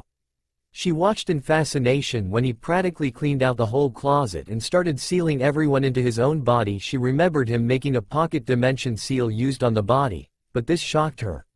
When Naruto sealed the last bit of things he needed, he closed the door, and looked at Hitomi and spoke, "Now Hitomi, you know the plan. After we kill the ones trying to plan the coup, I'll have you take your Ka-san and the ones that are innocent to the safe house. After you do this, activate the seals. Because after this I don't want them to feel what is gonna happen afterwards," he said, looking away from her 1 second before looking back at her. "Do you understand?" he said. "Yes, Naruto-kun, but what about Mito-chan? And the rest of our friends? What will we do?" she said, worried about her friends. Naruto just scowled before punching the wall behind him, making a 5-foot crater. This shouldn't be surprising since he had long since passed Tsunade's legendary strength. But the Namikaze compound was made of the thickest stone and improved with defensive seals. So what he basically just did was make a crater of pure chakra-enhanced cement and steel. This got a wide-eyed look from Hitomi when she saw Naruto's eyes change once again, to those eyes. The ones that showed he was willing to do anything to protect his precious people. "I am gonna do what I should have done a long time ago, Hitomi-chan. I'm gonna usurp the Hokage and take Mito away from here to the Fire Daimyo. When I leave the gate, I'm gonna leave a messenger bird for Yugo, Hana, Anko and Kurenai. They will be the only ones to know what has happened. After this, and I have Mito with me, I want you and your clan to follow me, okay?" he said. Mitomi just nodded dumbly, still trying to wrap it around her mind, hearing Naruto going to usurp the Hokage and governing body of Konoha itself. She mentally chuckled. Naruto was always like that. He'd face a village and become its #1 enemy if it meant saving a friend in trouble. She stood up and went over to Naruto, and before he could do anything, she did something she had wished to do for a long time. She captured his lips in a passionate lip lock. Naruto went wide-eyed before remembering his first kiss with Megumi and did what he did with her. He wrapped his arms around her and leaned deeper into the kiss, making her moan in surprise. He rubbed her back while they went against the wall. They continued this for a minute before breaking apart for air. When they separated, they eyed each other before Hitomi smiled with a small blush on her face. "Thank you, Naruto-kun. I just wanted to do that before we went separate ways for now," she said. Naruto just blinked before grinning. "Yeah, me too, Hitomi-chan. Who knows, there might be more where that came from," he said with a teasing grin. She blushed bright red before turning around. Let's go," she mumbled. Naruto smirked before coming up from behind her and hugged her from behind. "Very well, Haim, but first let me reinforce some more clones to go help get my sister," he said. Once he did that, he grabbed her in a hug and shushined to the outskirts of the Uchiha complex. 2 hours later, we find Naruto's clones holding Mito Uzumaki Namikaze as they raced through the woods, getting to the outskirts of Konoha. As they did so, Mito was asking why he was doing his and only said they needed to get away from Konoha for good and that he would explain later. At the Uchiha clan complex, chaos was happening. Itachi and Naruto himself had already infiltrated the clan compound and were assassinating the traitors. They were officially found out, and at the moment was killing off the planning traitors and was sparing the innocent, which had the innocent ones follow Itachi's clone and promised it will be explained later. Naruto dodged a kunai slash before kicking a Uchiha guard into a building and ducked under a Kaiden jutsu before doing hand signs himself. Kaiden. Masarufury Mengudorigan, Kaiden. Dragon flaming missile. He stated before blowing a white flaming dragon, incinerating a group of Uchiha shinobi and burning a few buildings along with it. Naruto exhaled before looking at Hitomi's gobsmacked expression. He chuckled before speaking, "I had it mastered a bit ago. Anyways, let's get to your house. I have a feeling something bad is happening," he said, which Itachi nodded before they sped through the deserted or destroyed buildings. When they got there, Naruto narrowed his eyes when he heard seeming, so he rushed in, kicking the wall in and finding the source with Itachi following him. When they got there, they saw Fugaku trying to stab Makoto, which the woman was resisting the best she could despite her being having resistance seals on her. Naruto's blood boiled over and Shun PO'd between Fugaku and Makoto and kicking the man through the wall and standing protectively in front of Makoto. He nodded at Itachi, who nodded back, which she went outside to deal with Fugaku. While that was happening, he looked back at Makoto and started ripping off the resistant seals on her and helping her stand. In Naruto-kun. "What's going on? Why was Fugaku trying to kill me?" she said as tears were glistening in her eyes. Naruto just closed his eyes and hugged the woman he had come to see as a very precious person in his life and let her cry in his shoulder. He looked in Itachi's direction to see her standing over the dead body of Fugaku, but seemed to be looking at the other direction. He didn't have time to think about it at the moment as he held Makoto and helped soothe her as best as he could. With Hitomi. Hitomi had just killed Fugaku with her ninjutsu, before she heard sounds coming from the other side of the room. She looked over her shoulder and inwardly cursed it was her little brother Sasuke, and with him seeing her over Fugaku's body made it confusing for the child. "Ni-san, what's going on? That clan has been killed and that's when realization came up on his face. In Ni-san. Why? He said as tears fell from his eyes. Hitomi flinched, which was missed by Sasuke, and decided on another course of action. I was doing this, to protect those precious to me Sasuke, she said in her Itachi Genjutsu. Sasuke looked at his, Ni-san's form, in confusion, before he saw Hitomi's eyes close before they snapped open revealing her Sharingan. Hitomi knew what she was doing was risky, but maybe this way she could help her little brother. Before Konoha could corrupt him. I'm sorry Sasuke, but I have to go now. As for why I did this, it's like I said, it was because I wanted to protect those important to me. That included you as well. Goodbye. Baby brother, she said before her Sharingan morphed into a three-pronged shuriken and said. Mangekyo. Tsukiyomi, she said. That was when Sasuke fell unconscious with a gift from his Ni-san to secretly protect him later on. With Naruto. He pulled away from her and spoke, Makoto-san, we have to get you out of here. I promise everything will be explained soon. But there is something rotten happening in Konoha and I intend to find out, so please do me this favor and follow, Itachi. When he asks you to. He said. He started walking out of the hole in the wall. Makoto watched her best friend's son and her personal friend walk out after protecting her from getting killed. She calmed herself and saw Itachi come back in with a sad frown on his face. Ka-san, it's time we go, but first. Puts his hand in a tiger seal, Kai. Before she changed back to her real form, shocking and making Makoto smile happily. Hitomi smiled as she hugged her Ka-san. Ka-san, we have to go. Naruto-kun has helped me get the innocents of the Uchiha clan away. We need to get to them and fast. She said, surprising Makoto once more before she started grinning. It's Naruto-kun now, huh? She said. Hitomi just blushed and looked away from her as Makoto was laughing at her daughter's expense. Naruto himself had already shunned PO'd to the ANBU HQ and demanded for the guards to drag every single council member to the chambers on the law of the captain commander himself ordering this. They quickly saluted, not wanting to be in Naruto's line of wrath. When the council Mimibyars of all kinds were summoned from all the civilians to the clan heads and elders, even Sarutobi himself were dragged by the ANBU and told to come, for it was an emergency. When they asked why they only got, it was Naruto Komanda's order, which made them all think what was going on. Why has that brat called us here for so late in the night? Said a pink-haired councilwoman. I agree, what is so damn important that he'd have his own ANBU drag us from our home to come here? Said another civilian. The clan heads though were mentally frowning, wondering what was going to have a meeting ordered by Naruto himself, and it never happened since he hated the meetings. It's because I have important business with some people in this very room and you're all here to witness what I mean, said Naruto as he appeared from them, made everyone jump, not even sensing him there, while Sarutobi, the elders and civilians glared at him. Why have you called this meeting, boy? Some of us have better things to do. Naruto just throwed a glance at the man before ignoring him completely as he pulled out a folder from his coat. This is the reason I brought you all here. It would seem there was some Uchiha in the clan planning a coup, he said, and raising his hand silencing the incoming questions.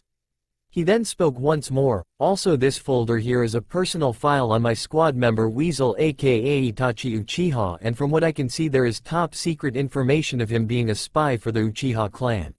He said, gaining even more gasps and narrowed eyes from Sarutobi and the elders. But that's not the real reason I brought you here. You see, you Sarutobi and you honorable elders of the Shinobi Council have made him an undercover spy to be placed as a double agent in the clan, and also have ordered for him to slaughter his clan. That also has innocents within that know nothing of the plans some others were making, he said.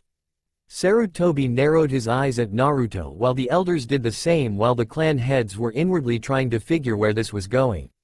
So I say right now, what gave you the fucking right to order one of my subordinates? Even if you're the fucking Hokage, you have no jurisdiction with my squad. Hiruzen Sarutobi. And even more so, you threatened my subordinate with his family if he didn't do as you ordered. So I'm gonna give you one chance to explain yourself, Sarutobi. One chance is all you're gonna get, he said. The clan heads were gawking before Sume growled at Sarutobi. She always knew something was fishy about the man, but with this recent information tipped the scales. Sarutobi was thinking a mile a minute on what to do before going with an alternative. Naruto Uzumaki Namikaze, you dare order me? The Hokage of Konoha and dare threaten me? Would you risk your life like this to get information? He said. Naruto glared at the man. Hell yes, you old bag of fucking bones, he said with venom dripping from each word. Sarutobi then smirked and decided to play his ace. But what about Mito? Are you willing to risk her life? He said, getting shocked looks from them all. Naruto was deathly silent after that before an unmeasurable force slammed in the chambers, crushing the floor. The civilians didn't stand a chance and was slammed into the floor. The clan heads had more resistance, but had to hold onto their desks from falling to their knees. Though Sarutobi had the worst of it since it was all aimed at him. He was on his knees gasping for breath.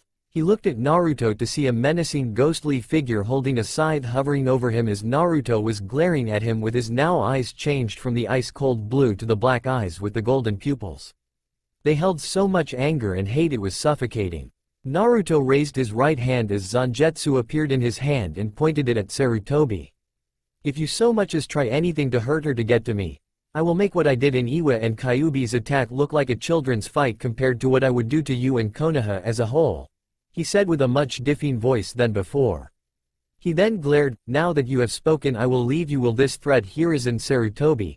If you so much as try anything that I find out is not right in my book, I will do something far worse for your village and release all the secrets I know of in Konoha, from the defensive mechanisms that protect our walls to the Fuin barrier that surrounds Konoha, everything to even its dark little secrets, he said.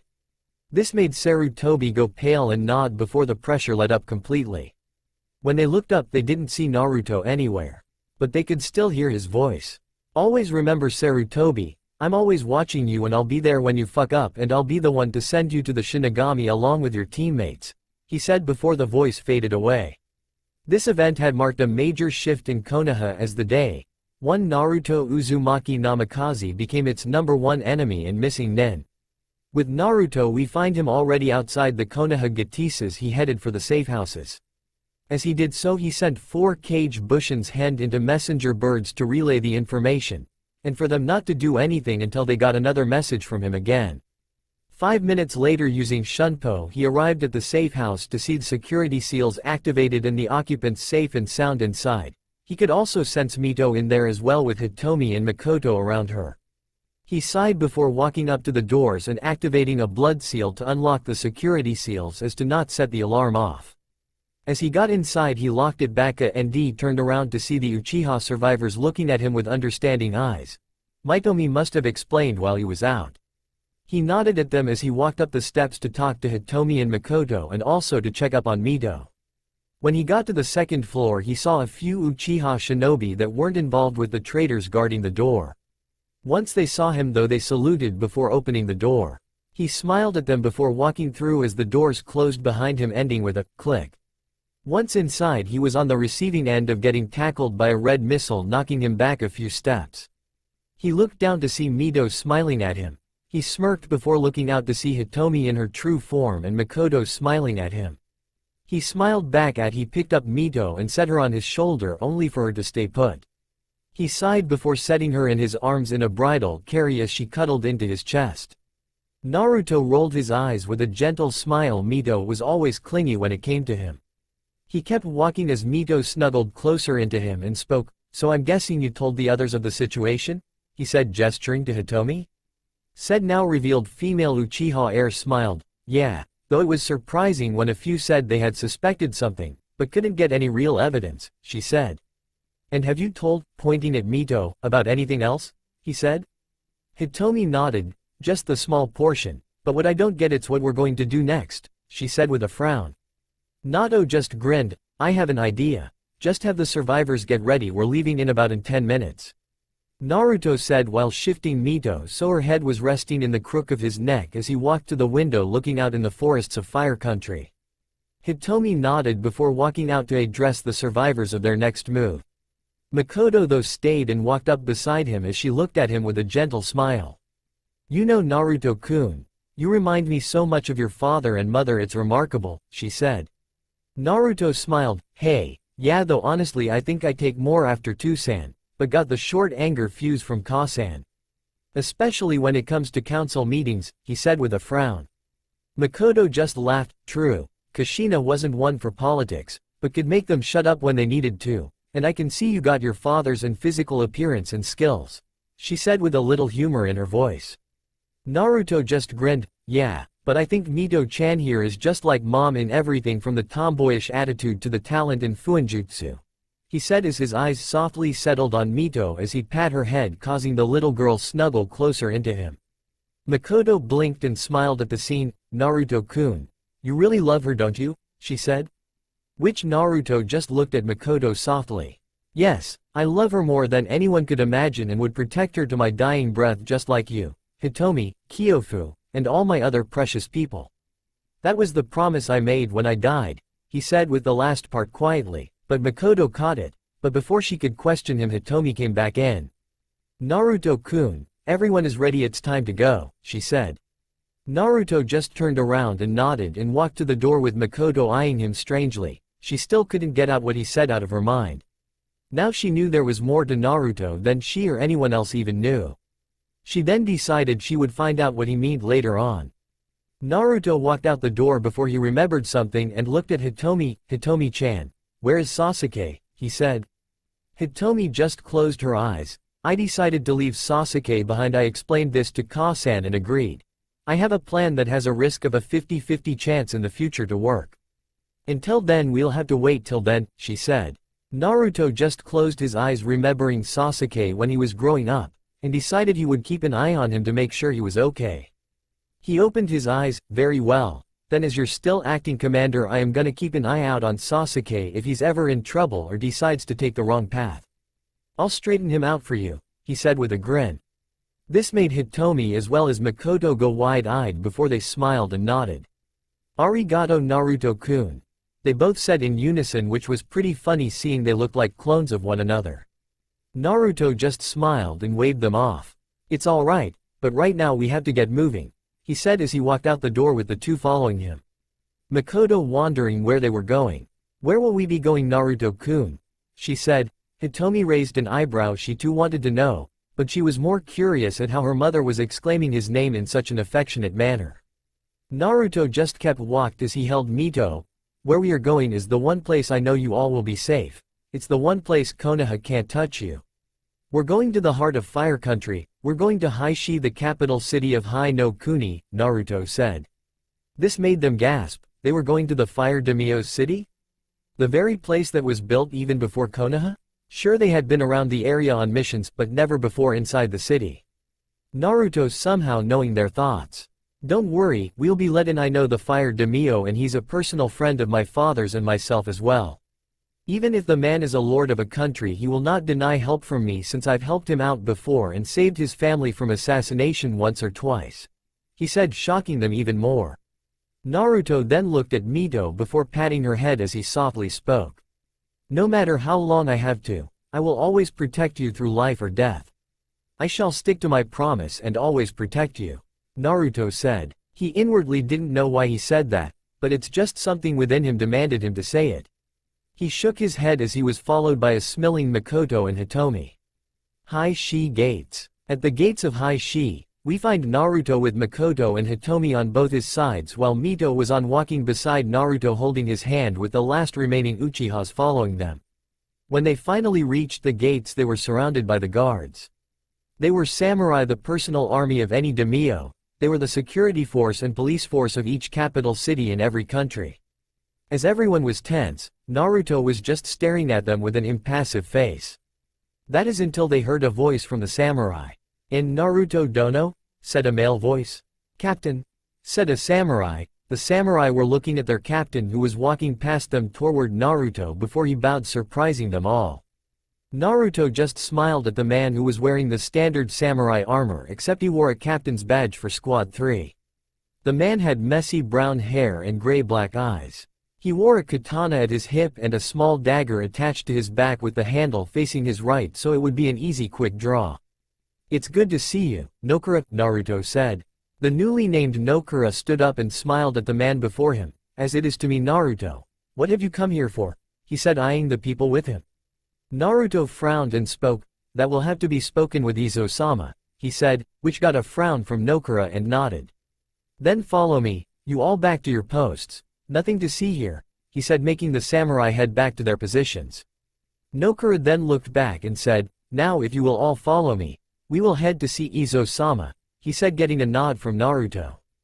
Mito, who was watching curiously, looked up at Naruto and asked the question on all their minds. Anyo, Naruto ni who is Izo?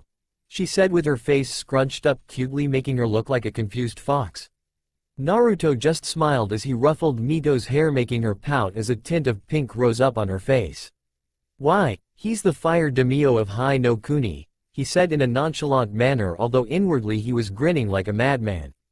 This got gaping looks from everyone as he walked on with a confused Mito as to who the fire daimyo was. Fyaparesu throne room entrance. Naruto with Mito, followed by Makoto and Hitomi. They had left the remaining in another room so they could rest after the long journey. As they left them, they had followed Nokura, as Naruto had yet to say a word, only to speak when asked a question from Mito. When they reached the throne room doors, Nokura turned around and smiled. Izo-sama, we'll be expecting you, Naruto dono, so please go on ahead, he said before the giant doors opened up slowly to reveal a room twice the size of the Hokage's office. The room itself had paintings of the previous daimyos along with their accomplishments listed below. Ahead of the group was a small red carpet leading to a throne with a person sitting in it. This person was wearing elegant and formal clothing. He had black hair with some gray could be seen, showing he was middle-aged. The man had brown sharp eyes that showed wisdom and a feeling of commandance. This man was Iroh Mizaki, current fire daimyo of Hai no Kuni and lord of Fire Country. The man smiled brightly when he saw Naruto and speaks. Welcome Naruto, how long has it been? He said. The Fire Lord of Fire Country, Iroh Mizaki, was staring at the man in front of him. He had just been told of someone wanting to speak with him, but had at first declined, saying he was spending time with his family. The things changed when the messenger said it was urgent and spoke exactly who it was. That made him leave in a hurry. So imagine his surprise when he is informed of a group of Uchiha and its matriarch along with Naruto's little sister that he has helped protected from Sarutobi's attempts. That made him mentally scowl. That man had lost his respect long ago. He shook his head before speaking. Hello Naruto-san, it's good to see you in good health. Now I am glad to see you and all, but I have to ask, what is so urgent to come here personally to speak with me? Iroh said, wondering what his friend needed to speak about that was so urgent to not even relay a message ahead of time.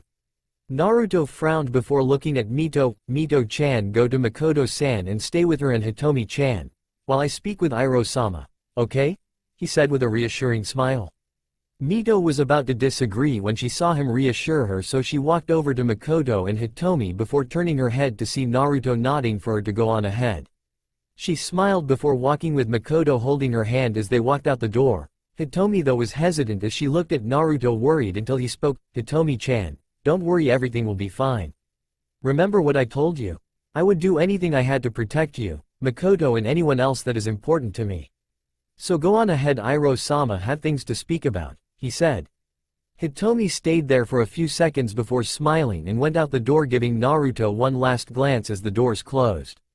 After they did so, a tense silence followed as Naruto looked back into a piercing brown eyes as Iroh stared back into cold icy blue eyes. They stayed like that until Iroh broke the tension. Naruto, what is the reason you called this meeting? Has something happened? He said, needing to know what has been going on to make his friend and be so serious. Yeah, Naruto usually is serious all the time, but at the moment he was seeing something in Naruto's he hasn't ever seen before.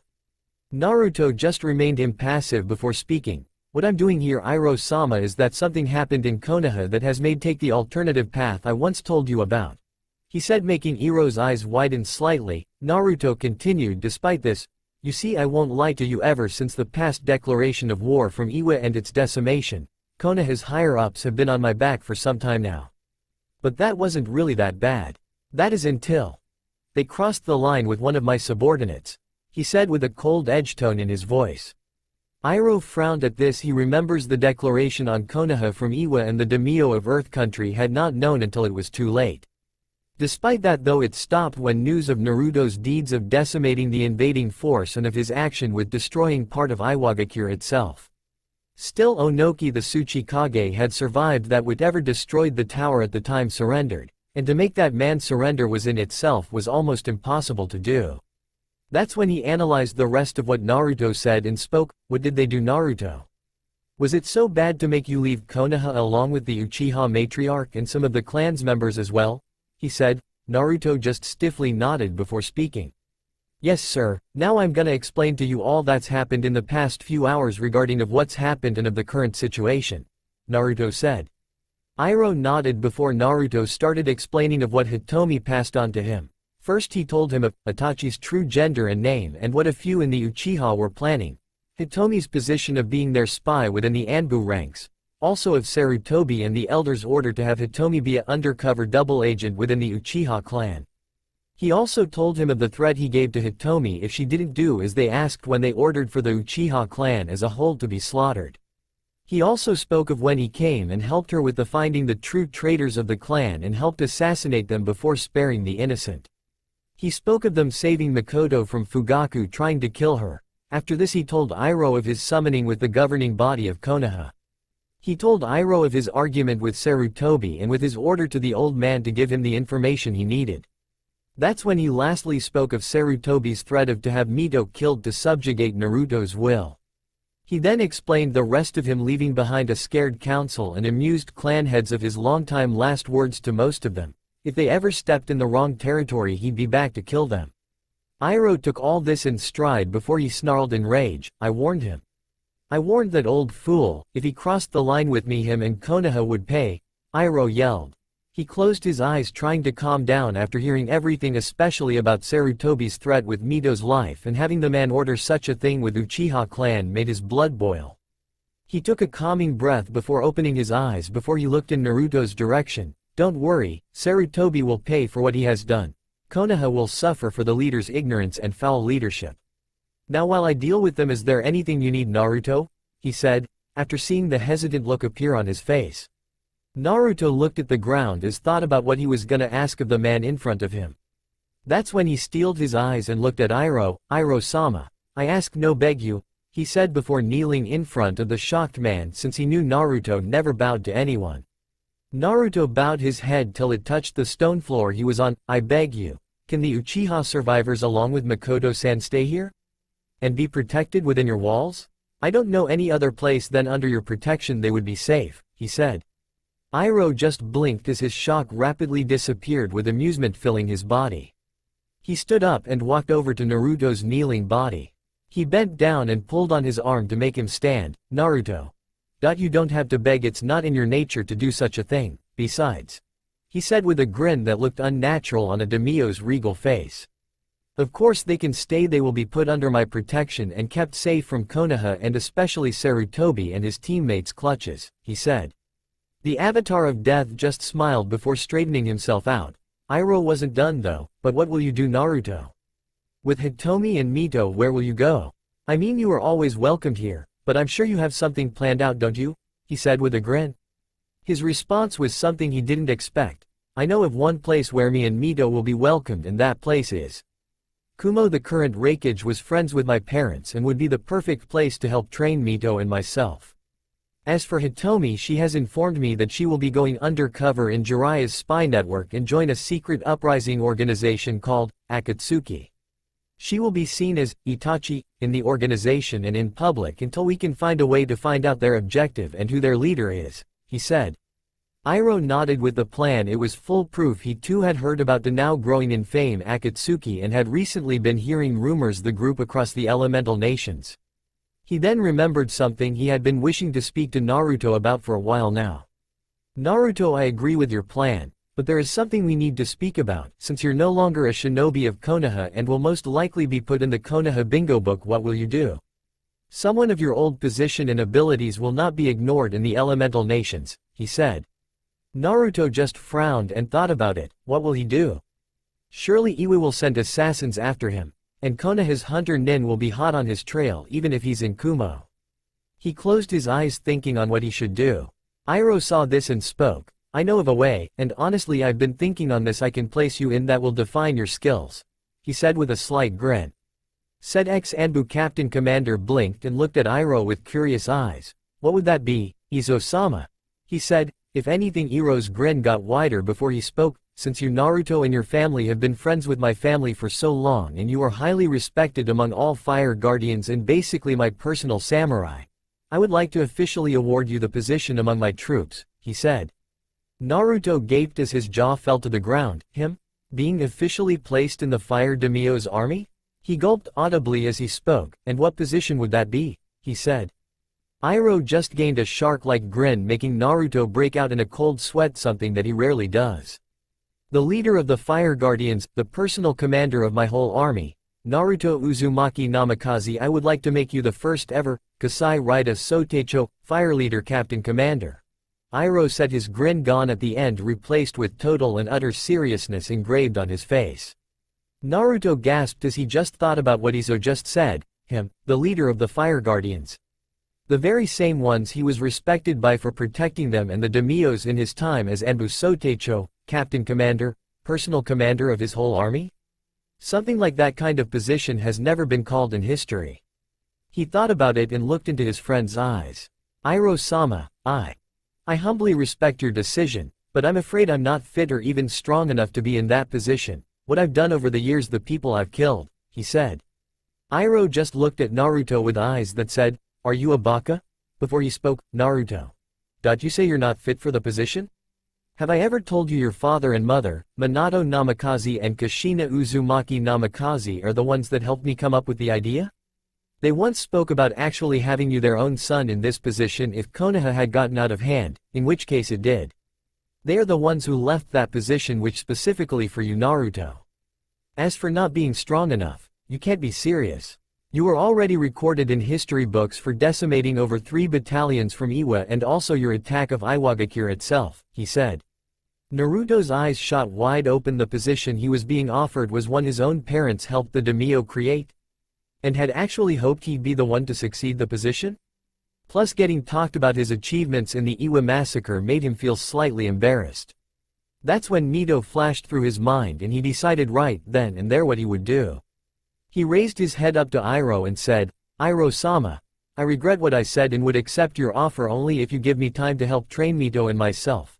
I can honestly say I'll be ready to succeed the position in a few years to come.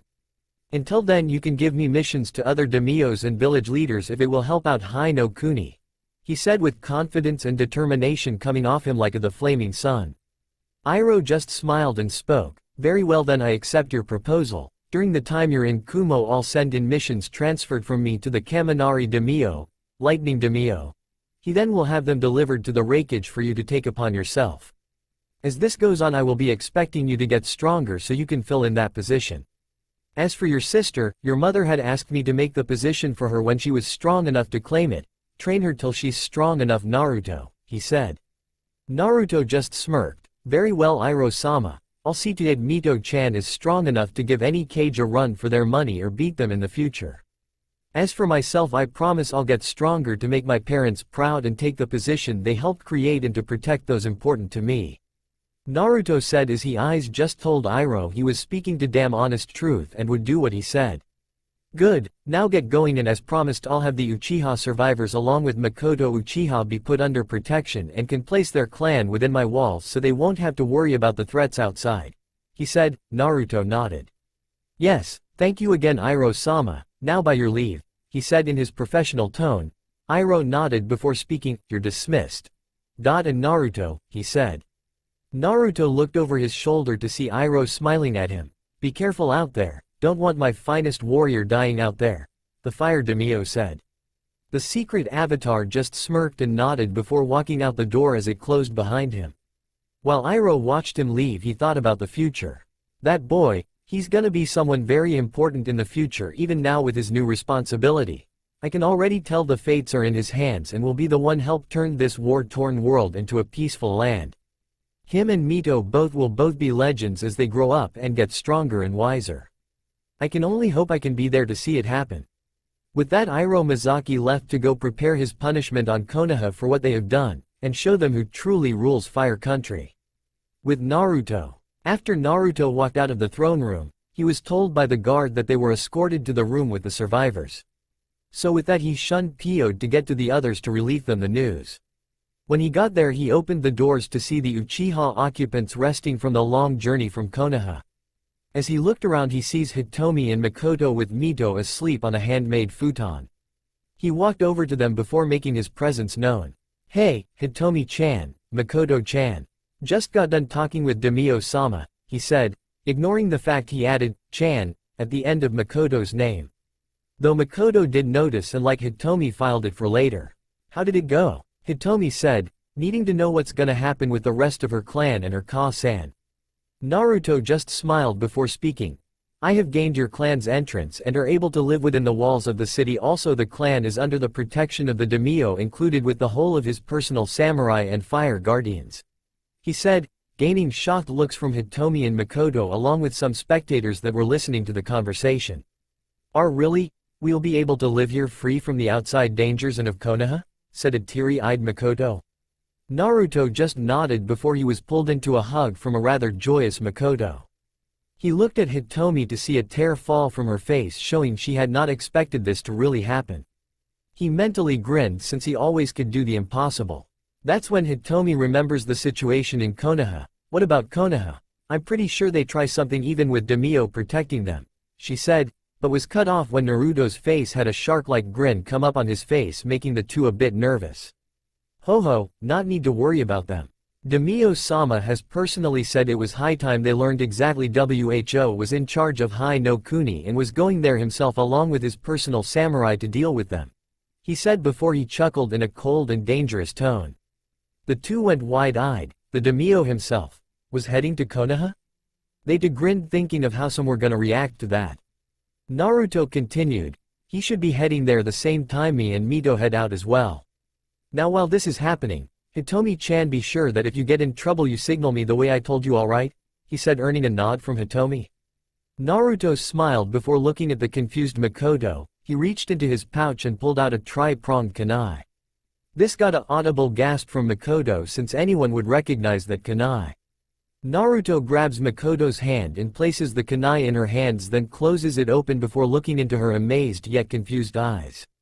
"Makoto-chan, just like Hitomi-chan, this kunai will lead me back to you. If you are in ever need of help just throw that kunai and I'll be there. I have a special seal placed on it so that if you are in danger it will send a message back to me before I flash back to you. So use it when you need to, okay?" he said with a gentle smile. Makoto looks at the kunai in her hand back to Naruto with wide eyes before looking back at it again. She couldn't get it out of her head to be given such a responsibility. To be given the kunai that in history brought her friend Minato the name Konoha's Kiroi Senko, Yellow Flash. So she did the only thing she could logically think of at that exact moment. She walked closer to Naruto till she was practically smashing her body with her own and gave him a peck on the lips before moving away hiding her blush. Hitomi's eyes shot wide open before looking into Makoto's eyes to see an emotion she knew all too well. Love and gratitude. For the one person to help her when she needed it the most. She honestly didn't know what to think at the moment except replaying what she just saw over and over again. Her Ka-san kissed Naruto on the lips. She looked to see a shocked Naruto touching his lips as his eyes were wide open in surprise. She sighed as she remembered all the times Naruto would come over. She had seen the times her Ka-san would look at him when he wasn't looking, but had shrugged it off not thinking it was important. But now she knew it meant something if what just happened was anything to go by. Naruto meanwhile was replaying what just happened in his head, before he looked in Makoto's direction. That's when he saw the tiny blush on her face. He mentally sighed. That was the third time he was kissed, by a different woman. Now he may act like a dense fool around women, but he knows when one is interested in him, and right now he doesn't know much on Megami since it had been when he was 5 years old, and he had yet to talk to her since then. Then there was Hitomi, his recently revealed best friend. He honestly could say he had something for her, but didn't know as of yet. For Makoto, she was his Ka-san's best friend when they grew up, and the times of him visiting her flashed back into his head. The times he helped her when she needed it. Watching over Sasuke when Fugaku was too induced in the clan to even care. That's also when his friends in Konoha came to his mind. Yugo, Hana, Anko, and lastly Kurenai. Kami. How many women did he care for in that way? He was confused about this. That's when strangely Mito flashed in his mind, but she was his sister for Kami's sake. How could he have feelings for her as well? Sure, he loved her with all his heart, but did he love her more than a brother should? He didn't know and shook his head before getting control over himself. He'd think on it later on. Well, Hitomi-chan, we have to get some sleep for tomorrow, and Makoto-chan Demio-sama has assigned rooms for everyone in the palace till he can sort out a plot of land for the clan compound to be newly made. Naruto said, getting a slow nod from Makoto since she was still getting over what she just did. Naruto smiled before going over the Mito's sleeping form and picked her up gently as to not wake her. After this he shifted her body till she had her head on his shoulder with her arms wrapped around his neck. He nodded at the two women before walking out the door. After this, Makoto had assembled the Uchiha occupants and announced what the current situation on what was going to happen. That's when Naruto gained the eternal respect of the clan for helping them survive a full-out slaughter and bringing them to a new home. Hitomi watched this with a smile on her face before she too left to her assigned room. As she did, she thought about the future ahead of them all. Naruto and Mito's room. Once Naruto was inside their room, he had gently set Mito on her futon, but took a little trouble to have her let go of him. He then started grabbing his scrolls and setting them down on the table before he placing Zangetsu beside his own futon that was beside Mito's own. After which he sighed before getting out of his clothes, though he never saw Mito slightly wake up, so when he was taking off his black long-sleeved shirt he never saw her face light up like the sun and jump under the covers. Kyuubi, who watched the scene, couldn't get the picture of Naruto's muscular chest out of her head, and when she saw her container's reaction she decided to tease her. Wow, never knew Naruto-kun was that muscular under all those clothes of his. Was that a six-pack, I wonder? Oh my Mito-chan. Are you having pervy thoughts? Kyuubi said. This got the immediate reaction out of the now wide-awake girl, since she blushed even harder, making her long red hair pale in comparison. Q-chan, I wasn't. Don't deny it, Mito-chan. I saw the way you looked at him, if only for a split second, but I saw it. You like him, don't you? Kyuubi said, putting the emphasis on like.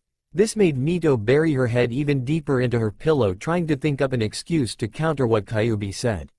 Well, I know you like him too. And don't think I don't know the thoughts running through your head when we see him. I can always hear them, and especially when you're asleep you always mumble things like, Naru-kun there, or, Naruto-kun. So said a mentally grinning Mito. This made Kyuubi blush the color of her fur, to think her container knew the things that had been happening with her and the fantasies she's had for her brother. Yeah, she will admit it, Naruto was someone that had captured her heart, albeit unintentionally, but still he had things other mortals never had. He was strong, confident, loyal to a fault, and protective of his friends. She still remembered the night when he jumped in front of her crazed-induced attack on his mother. That took guts never seen before. No mortal was as strong and yet brave as Naruto, and yes, she also knew of his true power. After all, she was actually a divine entity that has seen the true side of humanity, both good and bad. So it shouldn't have come to a surprise when she felt the feeling of Megami on him. That's when she knew Naruto was far more stronger than anyone knew, and that attracted her to him even more. Well, at least you didn't deny what I said earlier, so you do like him, don't you? She said, questioning her container. I gotta go, she said before cutting of connection. Kyuubi still smiled at this. Mito just couldn't see that she loved her brother more than that of a sister should, but keeps her feelings pushed down. She's gonna have to convince her soon that it doesn't matter if he was her brother, love comes in many ways. She might have not known love, but she knew the way it was. She only hoped that there was a way to get Naruto's love for herself as well. Back in the real world, Mito had opened her eyes to peek over the covers to see Naruto getting into his futon. So when she quickly hid and waited, she had thought about what Kyuubi said. Do I really like Naruto ni that way? Mito thought before she heard the sound of breathing. When she looked out of her covers she saw Naruto already asleep. That's when her eyes started to soften. Although she was still only 10 years old, she had the extraordinary ability to see through people's emotional defenses, and it came very helpful, and could also read people by looking into their eyes. But when it came to Naruto, she always saw past the love he had shown for her as she grew up, that he was tired, exhausted. Even she never knew until a few months ago. But she came to the conclusion he was so tired of watching their backs for enemies or dealing with the stress of fighting the Konoha's governing body. She had truly never seen him sleep and not have a weapon at the ready in case of an attack, but now she could finally see Naruto look more peaceful and less tense than he ever was. When she looked at his face, she was mesmerized by the way he just looked. There wasn't a shred of the scowl when his body was tense and ready for an attack. That's when she saw him starting to shake and scowl even more, so she did the only thing that could come to her mind. She crawled closer to Naruto's body and laid her head on his chest, before wrapping her arms around his body as best as she could. She let her long red hair flow down, covering her body. She then pulled the blankets over them. That's when Naruto's body started to look less tense and his scowl was replaced with a small smile. She smiled back. Before she felt a pair of arms wrapped around her body, she looked back to see his arms around her back as he pulled her deeper into him, and she welcomed it as she leaned into the crook of his neck, whispering soothing words to help calm him down. It seemed to work as his trembling completely stopped and was fully relaxed. She felt his heartbeat slow down to the normal pace as well. She smiled as she embraced the warmth of her knee, Naruto's body. Though secretly Kyuubi was too. She wouldn't know that Naruto secretly loved the feeling of warmth cover his body like a blanket as it washed away the nightmares of his sins, and just enjoyed the warm feeling over his body. This was the scene no one would know about, and only shared between these two for the rest of their lives. When morning had come, Naruto was already opening his eyes only to screw them shut, mentally throwing curses at the sun, making Zangetsu secretly amused at that. When he did get used to the sun, blinked the tiredness out of his eyes before trying to get up, only to feel a weight on his body. He quickly looked down to see a red-haired body on his own. He followed the hair till he saw Mito's sleeping face on his shoulder. He blinked before remembering the strange warmth cover his body when the nightmares came back. He smiled gently before kissing her forehead. He gently started to shake her. When he stopped to see if it worked to wake her, he only got a, my ramen. He smirked. She definitely got Ka-san's love for ramen even dreaming about it. So when he shaked her again, he expected her to say something about ramen again. Imagine his surprise and shock when she said something totally different. Naruto-kun. Let me sleep a little longer, she mumbled. This made Naruto do a take back. Naruto-kun? When did he become that? What happened to Naruto-ni? Or ni-san? Before he had time to contemplate this, he felt something over his face, so when he opened his eyes from thinking, his eyes snapped wide open, seeing Mito's face an inch from his own. He only had a second to mutter gasp before Mito's lips locked with his own. He stayed rooted to the spot for what felt like an eternity, which really was seconds, before he, gently hiding his panic, lifted Mito's body and set her down in bed. After this he quickly got up, grabbed a scroll with the kanji for clothes, before going to the shower. He never saw the slight openings of Mito's eyes or the massive blush on her face as she remembered what she had just done. Sweet Kami, I just kissed Naruto-kun. She mentally screamed, waking up her tenant, which was gonna make it worse for the poor redhead. Ooh, what's this? Did you just say you kissed Naruto-kun? Kyuubi said with amusement in her tone. This made Mito freeze mental before blushing like crazy as Kyuubi showed the memory of what she had just done over and over again. Kyuubi just loved torturing her container. When Naruto had gotten out of the shower, he had picked up his scroll and poofed out a new set of clothes. So when he walked back out with only his pants on, he blinked in surprise to see Mito already woke up and was staring at him with wide eyes and a big blush on her face. Naruto blinked before remembering the current attire he was wearing, or the lack of, before he blushed as well before quickly putting on a black muscle shirt. After this he just grinned, breaking the embarrassing situation they were just in. Good morning, Mito-chan, he said. It seemed to work, since Mito's blush lessened and smiled back at him. Gee, good morning, Naruto-kun, she mumbled before realizing what she just said, then the blush brightened. Naruto heard the kun part and decided to accept it for now. If Mito wanted to say it that way for now on, she could. I mean, it's not like it would change their relationship forever, right? He then went to his personal belongings and started unsealing the rest of his clothes.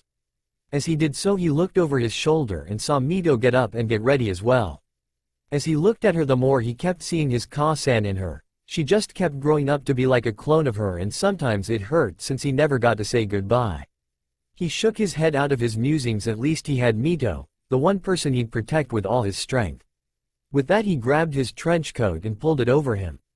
After this he latched Zangetsu onto his back fully wrapped in its casings. He looked then sat down and waited on Mito to get done. After a few minutes he opened his eyes after mentally planning on their next move. When he looked around he saw Mito already dressed, but attaching her kunai and shuriken pouches. He stood up surprising Mito. He then walked to the door as he spoke. "Mito-chan, are you ready?" he said looking over his shoulder. He got a nod from the strangely quiet girl. This made him raise an eyebrow since Mito was usually hyperactive and wondered if she was alright. He continued on though, but still wondered if she would be okay. Although he never knew the thoughts running through her mind at the moment. Since when did I start calling him Naruto-kun? Or the fact I blush even more when I'm just around him. Ugh, I'm only 10 years old and already having these kind of thoughts and about my own brother. Though that last part didn't really matter to her strangely for some reason. High Shi Gates. At the gates you could see 5 figures standing at the marvelous entrance to High Shi. Gathered around them was the populace of the city. For one of the figures was none of them their leader Iroh Mizaki with a scroll in hand. The other figures could be seen as Naruto dressed in his usual attire with Zangetsu strapped to his back. Mito dressed in blue shinobi pants with blue shinobi sandals. Along with this she wore a sleeveless red t-shirt that had the Uzumaki symbol stitched on the back. She also had her mother's trademark katana strapped to her hip. But she hadn't yet figured out a name for it since seeing as she heard her brother mumbled a name called Zangetsu when he gazed at his own weapon she figured she would give her sword a name as well. Next was Hitomi dressed up in all-around black clothes as well as a cloak to shield her identity later on in her trip. Beside her was her Ka-san Makoto Uchiha. She had come to see off Hitomi along with Naruto and Mito and to wish them all a safe journey. Izo cleared his throat before speaking. "Naruto-san, as I said I would have the message of your arrival sent to the cage of Kumo and he has promised to send a group of his best shinobi to accompany you back to their village. This scroll here is your proof that you are who you say you are," he said handing the scroll to Naruto. Naruto spoke, "Thank you Daimyo-sama, we really appreciate all that you have done for all of us," he said gesturing to Hitomi, Mito and Makoto. Izo just waved off his compliment before getting a serious look in his eyes. "Also, I will be heading to Konoha today at a later time, so there won't be no need to worry about them from now on," Izo said gaining looks of gratitude from them all.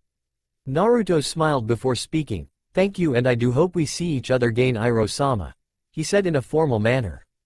"To yourself as well Naruto Dono and you to Mito Dono," he said getting a small blush of embarrassment from Mito since she wasn't used to this kind of thing and hid behind Naruto's leg. Naruto smiled at this before nodding at Izo before turning to Makoto. He smiled before he was on the receiving end of a bone-crushing hug and would downright admit even though he could feel her pillows smooshed against his chest. Makoto would have surely snapped his spine in half if Zangetsu wasn't in the way. Though he swore he could hear a sound that sounded like a pained groan from inside his head. He shook his head before returning it. Mito got one as well, poor little girl didn't have the same protection. After this he surprisingly got a peck on the cheek from Makoto before she whispered a few words into his ear. "Be safe, Naruto-kun, and protect that little angel of sister of yours," she said before backing away. Though they never saw the jealous glint that appeared in Mito's eyes. Naruto just gave a cheeky smile before rubbing his head in a oh-so-familiar manner from a certain red head. He turned to the last person and his eyes softened before placing a hand on Hitomi's shoulder and giving it a reassuring squeeze. Since he had seen the emotions running through her eyes he knew she was very hesitant to leave him and go into the world alone. "Remember Hitomi-chan, you have that way to reach me, so when you're in danger use it. Don't fret about what I'm doing, use it when you're in a death-like situation and need the help. Alright?" he said gaining a small nod from the woman before she too pecked him on the other cheek before she kneeled down to Mito's level. "Mito, do me a favor. Protect this lump when he gets in over his head, because sometimes he always does and although he's very strong, he will need someone there to help him. Can you do that for me?" she said. Mito's eyes lit up and smiled, "Of course I can. Naruto-kun here will always have me to help him when he needs it," she said pumping her fist into the air. Finishing it off with the "Datbayo." This struck a chord into Naruto that was no just like his Ka-san would do.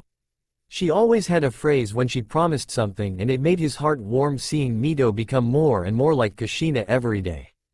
This made Makoto's eyes glaze over in remembrance. as well remembering her time with Kushina as they grew up and smiled softly at the little red head. Naruto shook his head before ruffling Mito's head, making her face go into the signature pout with the blush as well. Naruto just smirked and waved off before jumping into the forests, followed by a grinning Mito as she too waved to the people behind her. After they had left, Hitomi too had given one last hug to her Ka-san, before bowing to the daimyo, then jumping into the forests as well to go on her long journey.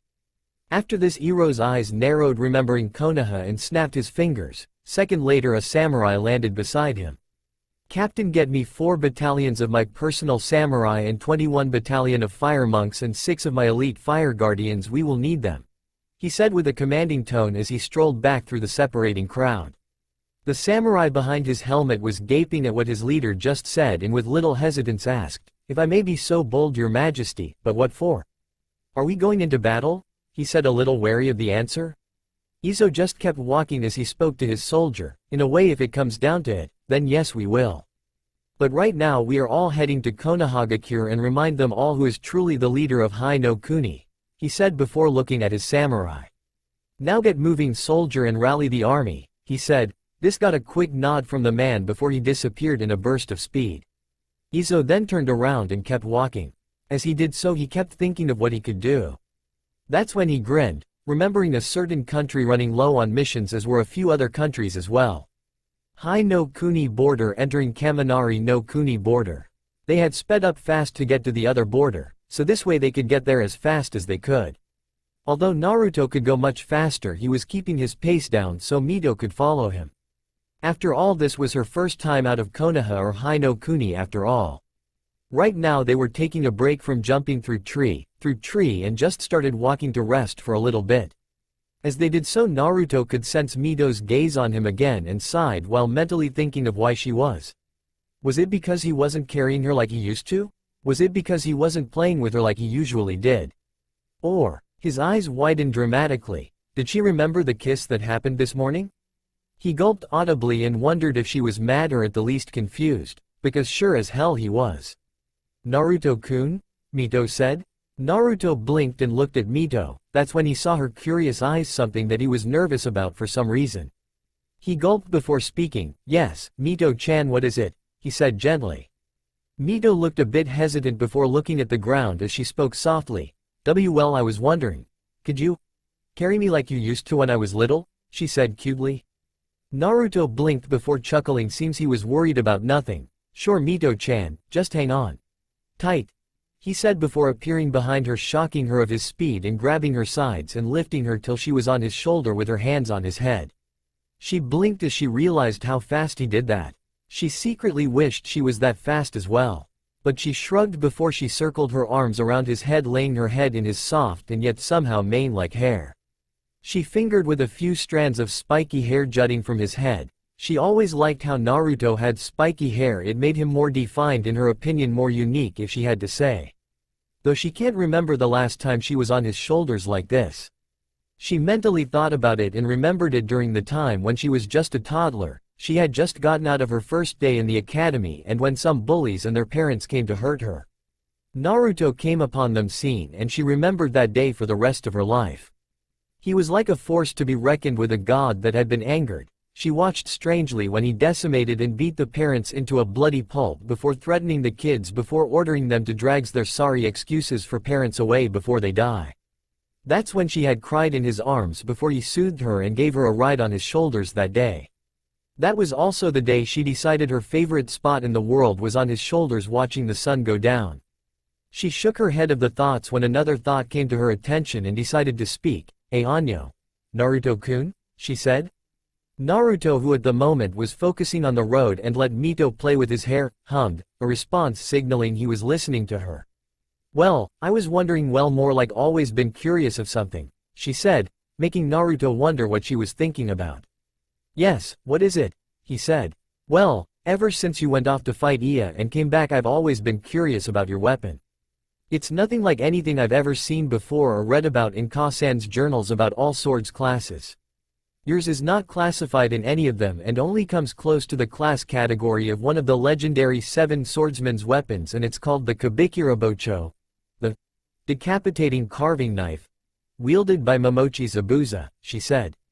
Naruto raised an eyebrow in surprise, one for her being the first besides Yugo that has ever asked about his weapon and was curious as to what it was, and two of Mito's information on weaponry with swords. He mentally cried anime tears and praising Mito, saying, "She is the #1 student any teacher would give their left leg for." He smiled before speaking, "Wow. Good job Mito-chan, you really did your homework, and yes, you're correct, my weapon is close in category to that weapon, and like is its sentiment, but it's much different than the blade itself," he said. Mito, being the curious girl she was, "Like what? And what do you mean by sentiment?" she said with an adorable thoughtful expression on her face. Naruto just smiled and answered her, "Nah, more like the blade has a mind of its own if you will and has its very own name, but I'm sure you already know that when you eavesdrop on me. When you think I don't know it," he said with a shit-eating grin. This made her blush knowing she was caught on that one, so she closed her eyes, sticked out her tongue and bobbed her head a little. If Naruto had seen that though, he would have swore that was probably the cutest thing he ever saw. "Though, my sword's name is Zangetsu. He is my partner in battle. We fight as one. We know each other's abilities. And weaknesses. We fight as one.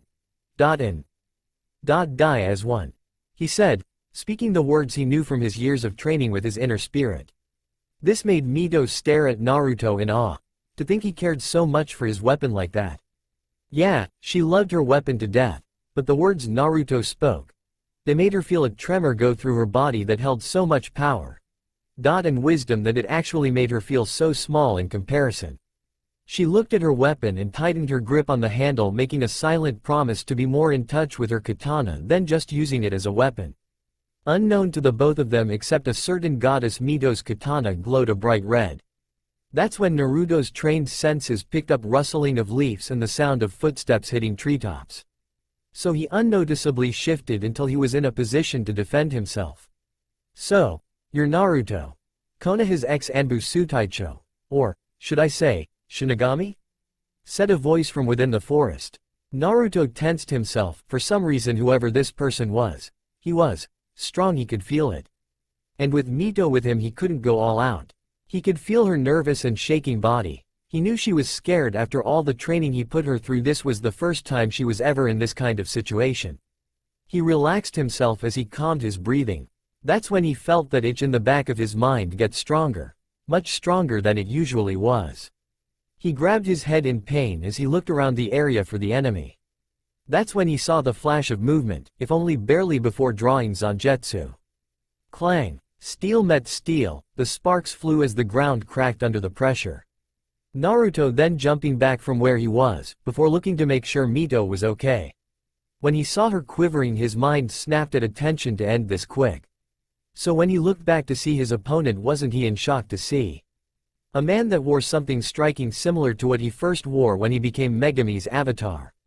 He looked at the man's all-around appearance and sees the clothing more of a opposite to his. It was white on the outside with it black on the inside. He also wore black socks with waraji. He then looks at the man's face only to see a white helmet thing on the left side of his head. It had what looked like a horn and oddly shaped grooves going down the bottom. When he looked at the man's eyes, he saw green eyes with cat-slit pupils. He also saw that his skin was a pale color, deathly pale, but the man didn't look sick at all. Hell, the man didn't show a single emotion on his face.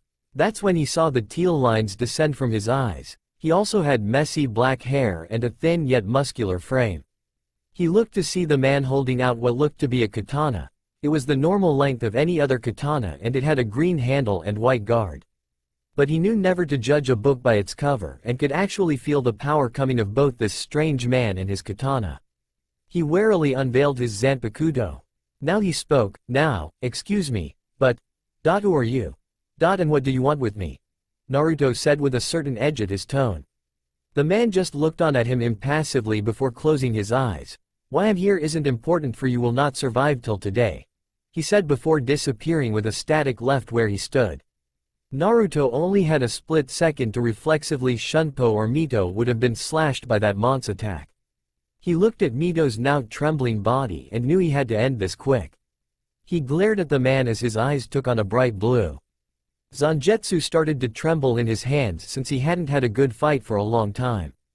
He then stretched out his senses and to his relief felt 4 strong chakra signatures coming his way, but they weren't as strong his though, but the last one though had bigger reserves than anyone except for Mito. He cut out of his musings when he had to dodge yet again from the Mont's attack before putting Zangetsu in front of him blocking another attacking. But the pressure from the Mont's swing added with the Mont's strength alone made a crater where he stood. Naruto trembled using everything he had to push the man back before he swung at him, which to normal speeds looked like a blur. But to the man it seemed in slow motion and just bent his back dodging the swing. Naruto was frowning now. He couldn't fight at full strength if Mito was with him. Dachi would get hurt. He could only pray those chakra signatures were who he thinks they are. He looked at the man as he lowered Zangetsu just a bit, but still at the ready to defend once again. "Let me ask this at least. What is your name?" Naruto said, still hearing the whimpers coming from Mito's quivering body. The man just closed his eyes once more like he was in thought before speaking. "My name. I don't see how it is important to someone who is about to die, but I shall at least give you that much information before I strike you down. My name is Ulquiorra Cipher, and I am the person that will end your existence from this world," he said. Naruto just narrowed his eyes as his Ryotsu started coming off him, forming a protective field around Mito as well as signaling those shinobi to hurry up. He looked at the newly revealed Ulquiorra and growled, "Very well. My name is Naruto Uzumaki Namikaze, and I doubt you will kill me," he said, hoping to at least buy some time. Kami's realm. Megami was scowling at the predicament that was happening with her avatar. She honestly didn't expect for them to find him so soon. And right now she knew Naruto wasn't strong enough to handle this person. Well, not with Mito with him. For this was a battle between beings not of that realm anymore, and she knew Naruto was holding back much more since Mito was with him. When she looked at Kami, she also saw her frowning at the predicament Naruto was in. She knew who this man was and knew where he came from. The man was one of a few that served under that man. The one who thinks he can cross into gods and goddesses territory. The fool. He will get his soon enough. When she shook her head of the thoughts and looked back at the fighting, she could see Naruto reacting as fast as he could, holding back the man. She knew why he was buying time. The Kumo shinobi that was assigned to take them to Kumo would be able to at least take Mito away from harm's way. That's when the true battle would begin. Back with Naruto. Ulquiorra just shook his head before appearing beside Naruto, bringing down his sword. Reacting quickly, Naruto brought Zangetsu up and blocked the strike, and then thrusting his left hand into the Mon's stomach, releasing a burst of spiritual energy, he called out, "Hado number 1. Show, thrust," he stated, making Ulquiorra fly back a few feet, smashing into a few trees. Naruto then quickly checked on Mito and saw her scared and was in a shocked-induced fear state. He quickly shook her out of her stupor till she looked at Naruto's face. He stated seriously yet softly as to not make her worried. "Mito-chan, I sense the Kumo shinobi on their way, and I know I always told you to never use unless absolutely necessary, but I need you to use Kyuubi's chakra and use all your speed to get to their location while I fight this man. Can you do this?" he said. Mito was about to answer him until she saw Ulquiorra behind Naruto. She widened her eyes as the man brought his katana down at Naruto's body. She was about to scream for him to get out of the way, until she watched in a flash of steel. Naruto blocked the attack with Zangetsu. He looked back at her only for him to sigh in relief, when he sees 4 figures jump from the trees. He quickly acts and grabs Mito and her katana and appears in front of the group, shocking them all. He quickly scans them over and sees the youngest looking from them all being a boy with short spiky white hair. He was dark-skinned and had dark eyes with lines curving upwards. He wears a dark Kumo ninja attire with an overlong shirt with a hood. He had red bandage armguards and Kumogakure shin guards. Finishing his attire was a black clothes Kumogakure headband tied around his forehead. The next one was a spiky-haired red-haired woman with her hair going past her shoulders. She too was dark-skinned and had piercing amber eyes. She wore long short-sleeved dress as her ninja attire. Completing this was Kumogakure flak jacket, 2 simple earrings, boots with white soles, and lastly wears her Kumogakure headband like a bandana. She also carried a long sword strapped to her back. The next one was a tall woman, almost as tall as he was. She had short blonde hair with an asymmetrical cut, which was shorter in the back and longer in the front, blue eyes that almost had the same shade as his own. She also had the body that rivaled Tsunade of the Sennin. She wore a very low-cut outfit with mesh armor underneath, a short skirt and red hand guards, high boots and what appears to be a modified Kumogakure flak jacket that covers her stomach only. She also apparently has a sword strapped horizontally to her lower back. The finally person was a woman with long light blonde hair that went down her lower back. She had it tied in a big ponytail as well. She wore a Kumogakure headband tied around her forehead. She also wore the standard Kumo ANBU uniform with the black pants and shirt tied against her body. She also had a kunai punch on her left thigh and wore fingerless purple gloves. When Naruto was quickly done analyzing them, he fished out of the scroll given to him by Izo and spoke, "Look, I know why you're here and I can honestly say I'm so relieved you are. Please, I need you to take Mito with you from a far enough distance. This scroll here will identify me and her, the ones you are supposed to meet up with. I don't have time to explain, so just go," he said, although trembling, gently placed Mito in the arms of the long blonde-haired one and handed the scroll to the short blonde-haired one. After this he gave them a glare that would freeze hell itself. "And also protect her with your life," he said before he twirled around, blocking the strike that was about to slice him through the middle. He quickly roundhouse kicked the guy and chased after him, ignoring the desperate and worried cry from Mito. It saddened and broke him that he left her with them, but he trusted the Raikage's subordinates to defend her. And he didn't want her seeing him fight like he was about to now. With the Kumo shinobi they just stood shocked still while Mito was struggling in the hold of the long blonde-haired woman who looked deep in thought at the moment. The dark-skinned boy was nervously looking at where Naruto stood before looking at his shocked teammates and spoke. Was that, he said. Yes, that was no doubt the very same man that left Konoha and marked as a missing nin in their book, and was also the very same man that is marked as one of the most dangerous shinobi in the world. Now I know why Raikage-sama was so serious about this secure and retrieve mission, said Samui. Karui just kept looking on where the man jumped off into. She didn't even see the man block that strike from the mysterious attacker. But whoever it was to get an ex-ANBU Sotecho worried must be one strong person. If only she knew how right she was. Within Yugito's mind she was having a mental conversation with her tenant. Nibi, there was something wrong. I sensed a different energy being used around here. Would you know what this is? She asked the oddly silent Nibi. Said two-tailed Biju was replaying what she had just seen and knew directly since her powers were connected to the goddess of death Megami that the man they had just seen was someone she had blessed in some way. She just didn't know what. She just answered Yugito's question with a simple answer. Just watch, kitten. If I'm right about my assumption, you're about to see something amazing and completely out of this world, said the Nibi, ending it with her usual purr. This made Yugito blink in surprise. Was that man really that strong? As if reading her thoughts, yes kitten. He is much more than he appears to be. Hell, the one you're holding is nothing but a child, yet I can smell my big sister Kyubi in her. This got a wide-eyed look from her. She then glanced down to see the still struggling Mito in her arms. She then pat the girl on the head. This made the girl snap her gaze up at her. Please let me go. I need to go help Naruto-kun, she said.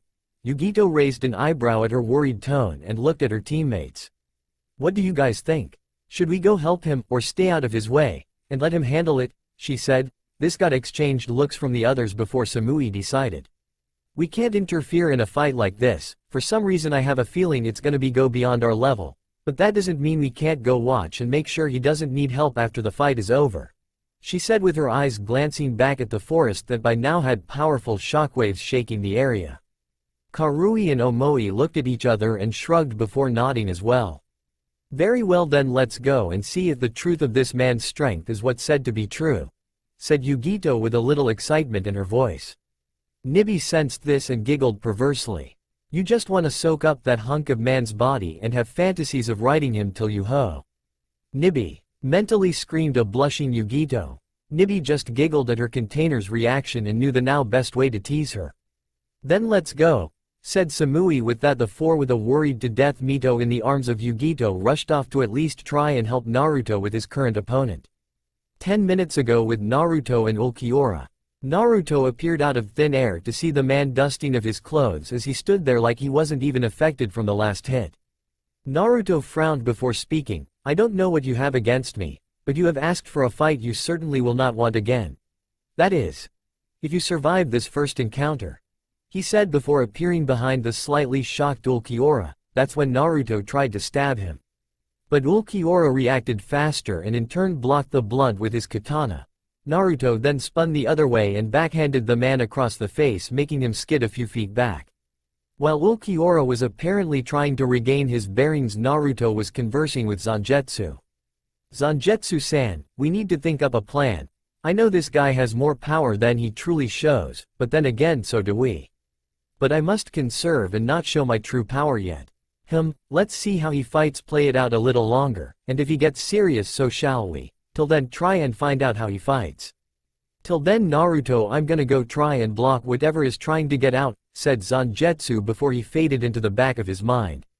Naruto mentally nodded before looking at Ulquiorra, who just blinked and looked back at him with curious eyes. And in a split second they both disappeared, leaving shockwaves blowing in the area. Each clash of the blades created a crater, each hit left trees crushed or the ground flattened. Each time they collided they made the forests and ground itself uproot. Ulquiorra appeared behind Naruto as they were in the air and aimed his index finger at him and calmly stated, "Bala," he stated before a shot of a shaped bullet hurtled toward at Naruto, though he calmly showed the back of his hand and stated, "Bakudo number 8. Seiki, repulse." That's when an orb the size of Naruto's head grew and blew back the bala at Ulquiorra. Though he only swatted the bala away before, appearing above Naruto's sword drawn about to decapitate him. Naruto ducked under the blow and swung Zangetsu upward only for him to miss. He quickly shunned PO'd before Ulquiorra crushed the ground he was at under his foot. Naruto then quickly leaned his head to the right before a katana appeared a second later. He reacted quickly, grabbing the offending arm, then kicked the now revealed Ulquiorra. This kick made the man crash into a couple of trees as well as create a trench in the ground. Looks like adding physical energy with my attacks does more damage," he said mumbled before he jumped back before Ulquiorra appeared once more. They stared down one another, brandishing their weapons at each other. That's when Ulquiorra closed his eyes once more before speaking. "You are most definitely a curious one," he muttered before disappearing faster than before. Naruto widened his eyes. That's when a slash made its way across his chest appeared. Blood spurted out as Ulquiorra appeared behind him, holding his katana with a thin line of blood dripping from the end. He looked over his shoulder and said, Show me why. You're called the Reaper, the living god of death," he muttered, before he kicked Naruto in the back, making Naruto fly unnaturally fast, hitting trees before crashing into the ground, making a crater. Ulquiorra appeared above Naruto, and before Naruto could make a comeback, Ulquiorra raised his index finger pointing straight at him and said, "Sero," before a green-shaped attack shot out. It went toward Naruto's prone form. Naruto's eyes widened and shunned PO'd away from the area. Good thing to before an atomic explosion erupted from where he last was. Naruto appeared a few yards away with a shredded attire and bleeding profusely from the chest and arm. "If I was a second late I would have been killed, and he's moving much faster than before. Add in the fact he using something similar to Shunpo, makes it all the harder for me. I guess there's no reason to hold back anymore," he mentally thought before jumping away from where he stood. That's when Ulquiorra appeared. "I see, you're much faster than you were before. I guess I'll get serious then," Naruto said, and with that he stabbed Zangetsu into the ground and crossed his arms over his chest. That's when a blue spiritual hue of energy started surrounding him. Ulquiorra raised a slightly curious eyebrow. Wonder what he plans to do now, he thought as the wind started circling around Naruto and the trees started swaying back and forth, and that's when the Kumo shinobi appeared a short ways from the battlefield. Present with the Kumo shinobi. "Holy shit, did you see that? That Naruto guy and the bucket-wearing dude are fast, and that explosion. I bet even the neighboring countries felt that," said a nervous Omoi. Karui just nodded dumbly with a silent agreement appeared in the eyes of Samui and Yugito, as they were mentally shocked at the speed and power that was happening in front of them. They had just gotten there when they were blew back from a shockwave of wind as the two titans clashed. They had gotten themselves situated around a few trees so they could watch without being in Naruto's way, or close to being killed. Though Mito had watched the battle with awe and shock. Never had she known that Naruto, since he had raised her, showed such power before, and the techniques he used wasn't like ninjutsu, but it was similar in a way. She had watched him fully utilize Zangetsu as him, and the man fought at speeds that weren't meant for humans and couldn't even comprehend. That's when she saw Naruto's hurt form. She was starting to tear up while watching his blood run down his injured body.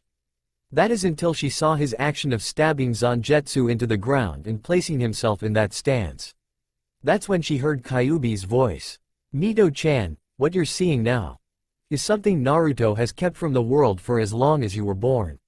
No one knows of what he really is except me, and I'm taking a wild guess that my little sister Nibi does as well, said Kyuubi. She was watching from outside Mito's the battle that was taking on, and couldn't be more shocked.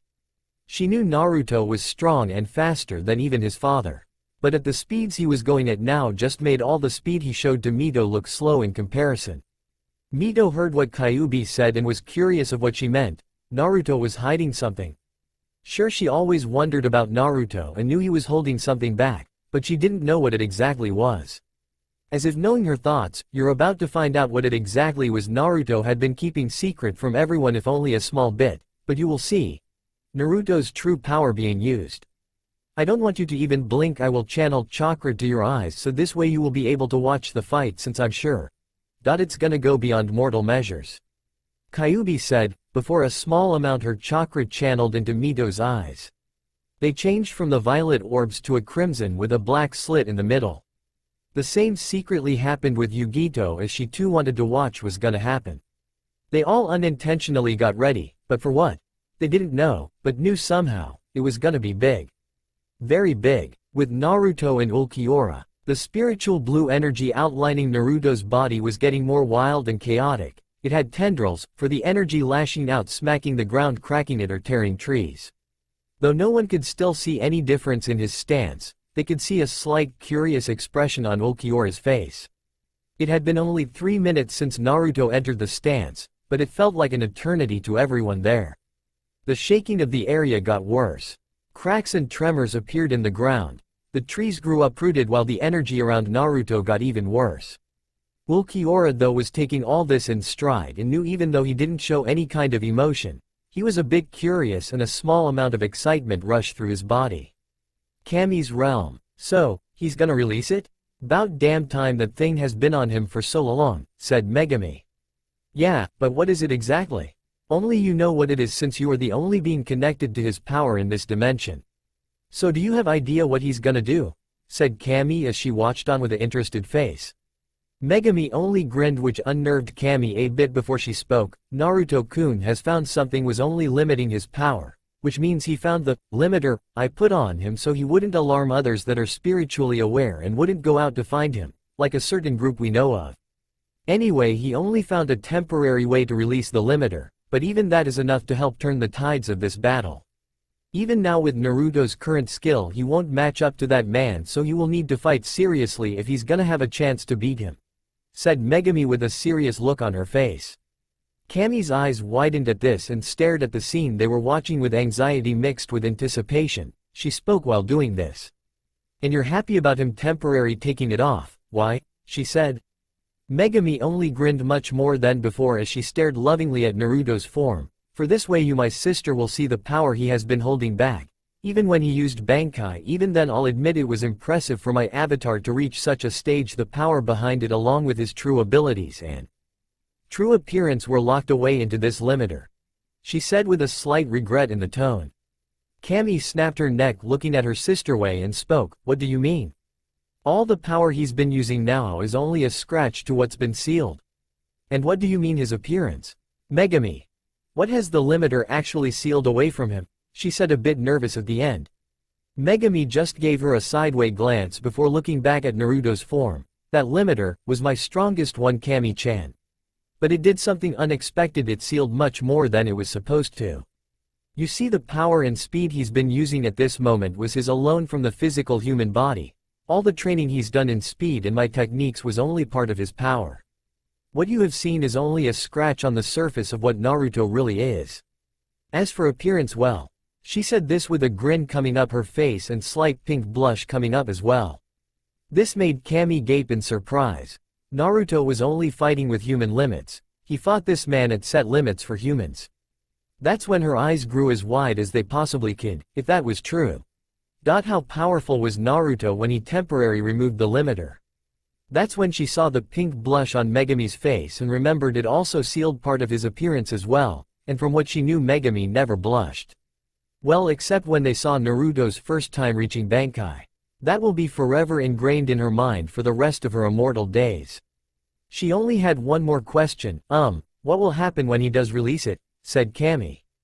Megami just closed her eyes and spoke, when the limiter gets released Naruto's true abilities come out, his power, speed, hell even his spiritual energy will dramatically increase dramatically. This though will only be enough to at least bring out a draw between them, she said. Kami only nodded before looking at Naruto's now glowing form in wonder.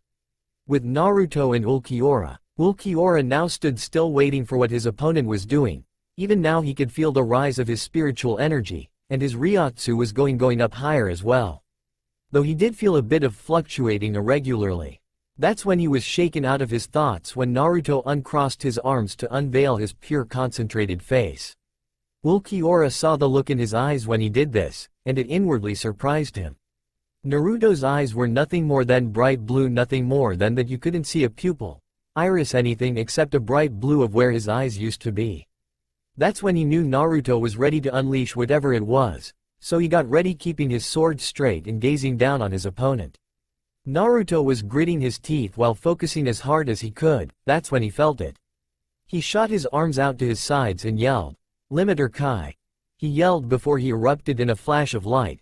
This temporarily blinded Ulquiorra as well as the audience. But that didn't mess with their hearing, so when they heard an explosion of gigantic proportions erupt from where Naruto stood, it shook them to the core.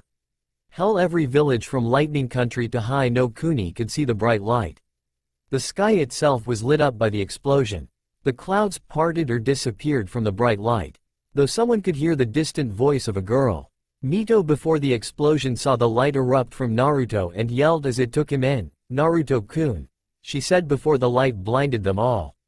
When the light started dissipating, Ulquiorra was the first one to see what happened afterwards. He was in front of a giant crater beneath his feet. When he raised his head to look for Naruto, he sees smoke covering where he stood, although he could see it already clearing up. So when everyone was able to get their sight back, weren't they all in shock when the smoke fully cleared, showing a different Naruto? The figure showed the same height. Naruto was just a few inches taller, making him 5 feet 9. He wore the Shinigami attire except a few key pieces. For one, instead of socks or waraji for footwear, were black ANBU boots. Upper torso was also showed his muscular chest and six-pack. He had mesh over this. Finishing the customized design was a black haiori with tear's end at the bottom. Across his chest was a red rosary strap. He also changed physically. His hair had grown noticeably longer and less spiky, more of a tamed. The spikes fell down with it almost covering his eyes. It also reached past his neckline into the shoulder blades. His eyes changed from the vibrant sapphire they were to a icy blue that showed a maelstrom of power within that no one could control. His facial features were more defined, with his face more angular and eye more narrow like that of his father. His arms, now visible, showed rock-hard muscles that were covered from his former attire. Lastly, in his right hand was Zangetsu, glowing bright blue. Ulquiorra's eyes were now wide in shock. Now his suspicions were confirmed. This man was a Shinigami. Second later, he had blocked a strike from Naruto, pushing him a few feet. That's when he saw the ferocity in his eyes, knowing the man was gonna try and end it quickly. He pushed back and they separated. Naruto then quickly threw Zangetsu up before grabbing the end of the bandage, and with the shock of Ulquiorra was actually spinning the weapon at fast speeds. If that wasn't enough, Naruto was much faster than he was before. So he used Sonido, and Naruto using Shunpo. That's when the battle began. Clang! Steel met steel once more. Naruto appeared above Ulquiorra and swung Zangetsu, almost slicing the man's right arm off. If it wasn't for the man blocking the attack with his own katana. They disappeared once more before Ulquiorra appeared in the air above the now appearing Naruto and said, "Sero," before the green blast of spiritual energy blasted headed its way to Naruto. Naruto turned in time and raised his right arm and stated, "Hado number 33 Sokatsui, blue fire. Crash down," he said, blasting a blue spiritual energy attack counteracting the Sero. This resulted in a massive explosion in the air, making the two opponents fly back a bit. With that, Naruto appeared out of the smoke. He spinned around blocking a slash at his back, before gathered his spiritual energy into Zangetsu and pushing harder.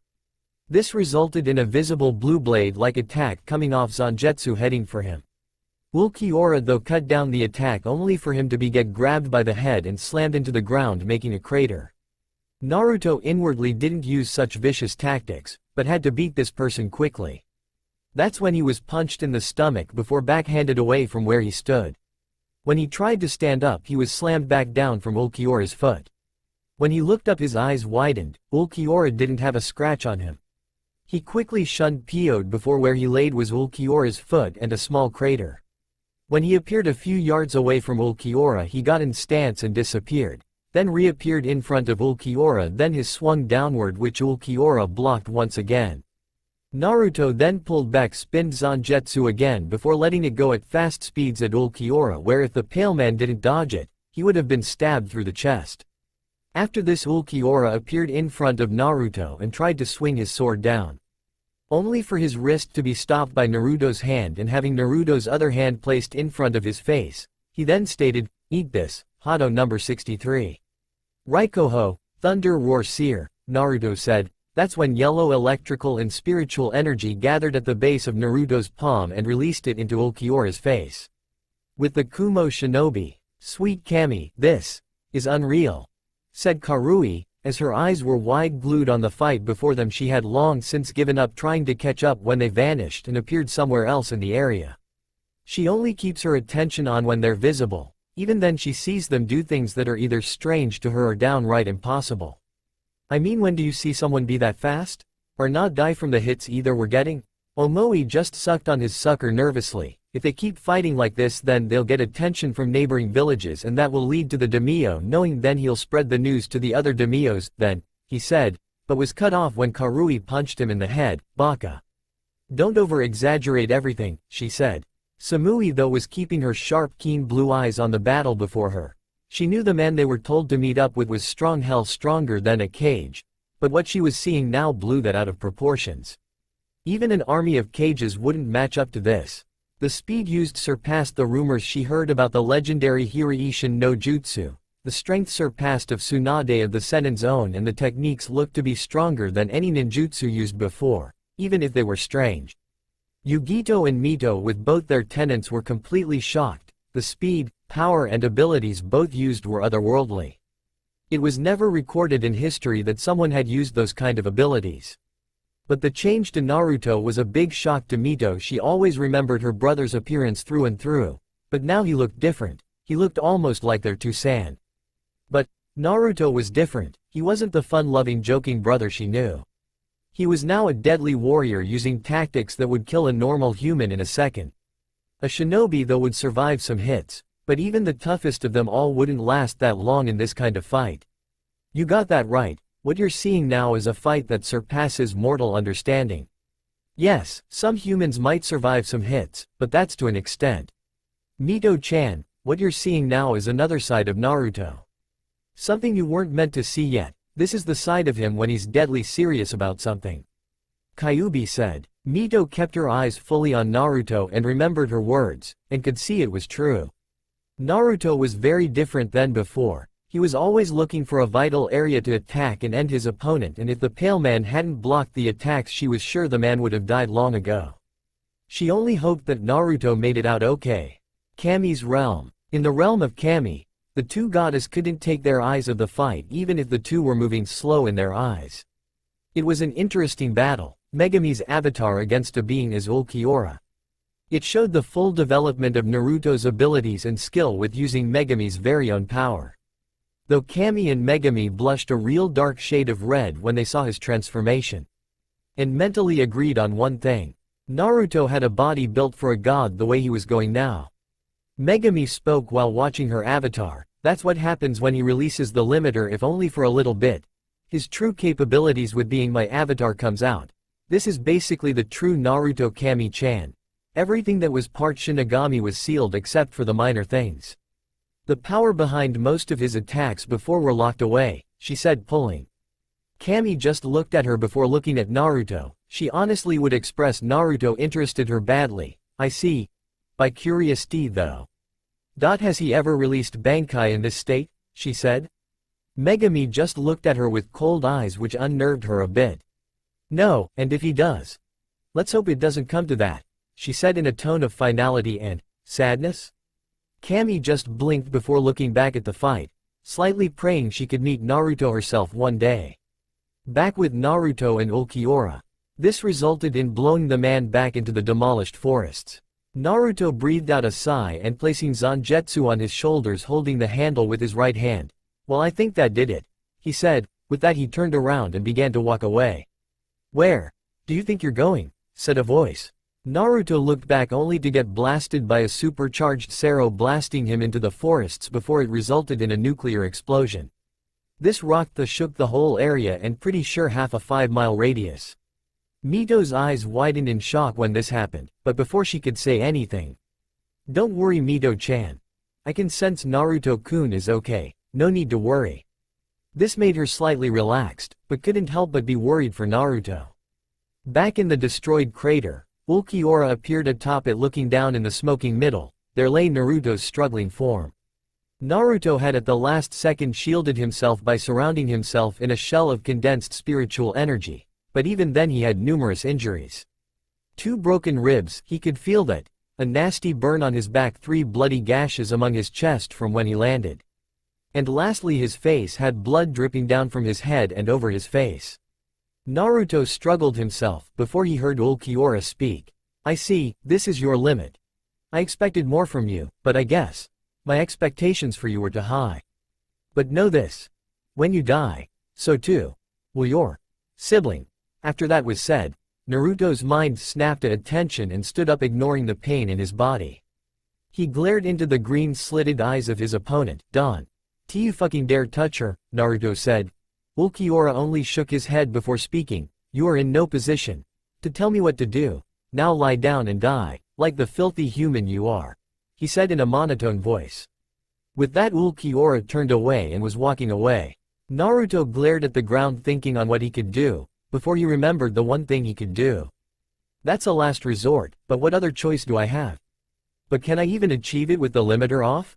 Though I don't have a choice in the matter. Zangetsu, you ready, partner? He mentally thought. Always, Naruto, but be ready. The thing within your mind I've been trying to hold back may find this as a chance to come out when you use this form. So please do your best to end this quickly, Zangetsu said through Naruto's inner world. Naruto nodded faintly before he slowly stood up, before releasing a burst of his Ryotsu. This got the reaction, for Ulquiorra turned around with a curious expression on his face. Well, it would seem you have a bit more fight left in you. Then let us see what you can do. Foolish Shinigami, he said at the end. Naruto just looked down at the ground, his hair shadowing his eyes. He raised his right hand holding Zangetsu and swung it to his forefront and placed his left hand onto his right forearm. This action made Ulquiorra a bit more curious as to what the man was gonna do. That's when blue spiritual energy started coming off Naruto. The flowing end of Naruto's Zangetsu started to swirl around his right arm, before it completely wrapped around his arm and the ground around him cracked. When Naruto raised his head up, Ulquiorra saw his eyes change. They showed a glowing blue in the center, with it also outlining his pupil. Naruto spoke. Now I see, you weren't going all out on me. I see now you're no human. I can tell that much through this whole fight. Those kind of attacks would kill a person, but you don't have a scratch on you, and whether or not you have super hard skin or something, I don't care. What I do care about is you trying to hurt Mito-chan. And that's something I won't allow, he said with a scowl form on his face. Ulquiorra raised an eyebrow and spoke. You speak as if you have a way to stop, but from what I can see you're buying time. What is it that you have up your sleeve? He said. Naruto just glared at the expressionless man and said, I have one way to take you down, or at least a way to make you retreat. It's something I haven't used in a fight before, only practice. Plus I never used this form with my limiter off, but you never know until you try. Naruto said. And what would that be? Whatever is you have though won't save you. I've been toying with you all this time, even with your so-called limiter. What is it that could make you even think is strong enough even beat me? He said with a little curiosity in his tone. Naruto just grinned weakly as blood came down his head. This is what I meant. Ban, he said as the wind around them completely stopped and the anticipation of the hidden crowd held in their breath. Kai, he yelled at the end. Zangetsu then glowed blue, hiding the blade itself. Blue lightning crackled around the growing spiritual blade. It finally erupted with a blue beam of energy shot off like a beam toward Ulquiorra. The man himself only had a little time to dodge the attack, but did get a little cut on his left arm. His eyes widened when he felt a little blood go down his left arm, gripping to the ground. He actually broke through my. This is surprising. And did he say Bankai? This fight might have gotten a bit more challenging, Ulquiorra said, looking at his bleeding arm. When he looked at the sight of what the spiritual blade attack did, he saw a catastrophic sight. A trench about 5 foot deep and 3 feet in width went on where trees used to be. It stretched on for miles and was pretty sure it would scar the land itself. When he looked back, a blue explosion of spiritual energy erupted like a volcano, and it reached far into the sky. The sight could even be seen from the oncoming Raikage and his brother Killer Bee. The light lit up the sky, illuminating it for miles upon miles. The Kumo shinobi had to hold onto where they stood, for the shockwave almost blew them away. They had watched 1 minute Naruto was getting beat, then saying a word, then this. Though within Yugito and Mito, Nibi and Kyuubi were in stunned silence, and were having thoughts upon what Naruto's few words were before the explosion. The one thought came together in both their minds, and the shock on their faces appeared. Did he say Bankai? They thought similar regardless of the different mind they were in. When the light faded, all that there was in its place was smoke, but you could tell a figure stood within from its shadowy outline. Kami's realm. He released it. Please. Please, Naruto-kun, end it. Quick, she said desperately, holding her hands against her chest. Kami looked at her sister in worry before speaking. Megami-chan, what's wrong? How's him going? Bankai bad, she said, worried for her sister. Megami just looked at her with tears coming down her face, because there's something within Naruto-kun that has been getting stronger. How it has been is by when Naruto uses his Shinigami power, the entity which lives within him gets stronger. Now when he just released Bankai, he has a good chance of losing control. And that part of him comes out, she said as more tears calmed down her beautiful face. Kami just looked at her with worry before bringing her into a hug as they watched what was going on. Tell me, Megami. What is it that lives within Naruto? Is it that bad you would be so worried about him? She said. Yes, Kami-chan, it is, for you see, the being within him is the manifestation of all the hate, rage, regret, sadness, anger, and bloodthirst that has built up over the years. Plus it was created even before he grew up. The being I speak of was created from the remaining Yuki that resided in him from Kyuubi-chan's attack all those years ago. What I speak of, Kami-chan, is that Naruto-kun has a inner hollow, she said before breaking down in her shocked sister's arms. With Naruto within the dissipating smoke, the figure could be seen more clearly. Ulquiorra, though, felt a small spike of energy he was quite familiar with, but threw it aside for now since he was more curious as to what this living Shinigami could do. When the smoke finally cleared away, within the middle of the crater stood a newly transformed Naruto. His former attire did a complete 180.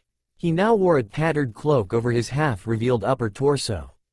It was together in the middle of his chest and abs, and the flowing ends flowed in the remaining wind. The cloak itself was black on the outside, white in the middle, and deep crimson red on the inside. He wore the standard Shinigami hakama with the white belt tied around his waist.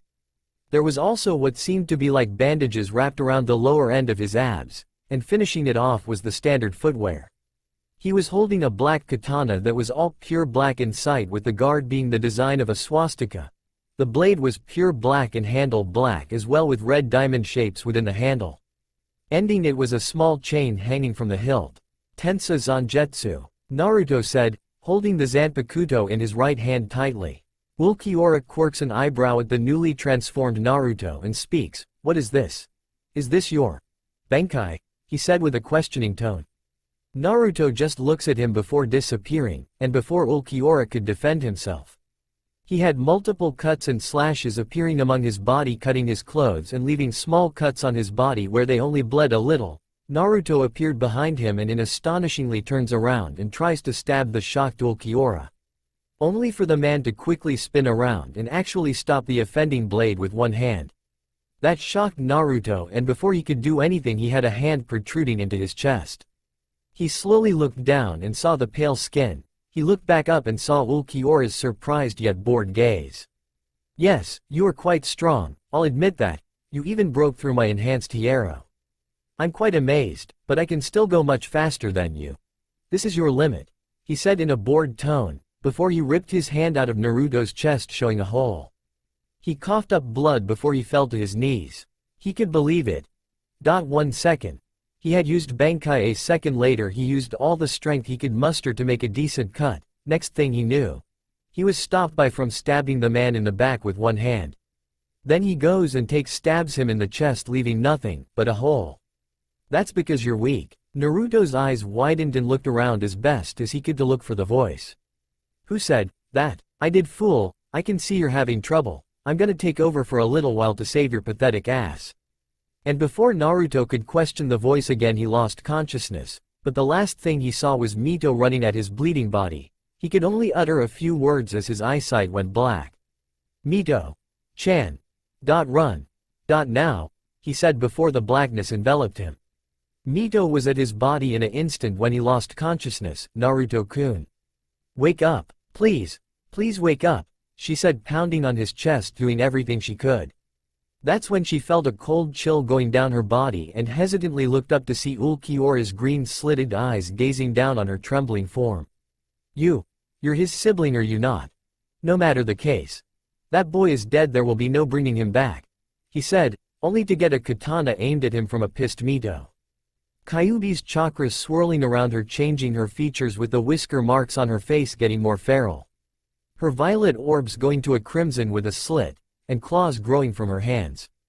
The chakra enveloped around her body and soared as she stood over Naruto's dead body while tears fell from her eyes. I'll kill you for killing Naruto-kun, she yelled with a half-demonic voice. This change made Ulquiorra raise an eyebrow, before catching the blade that would have lopped off his head if it wasn't for his great speed.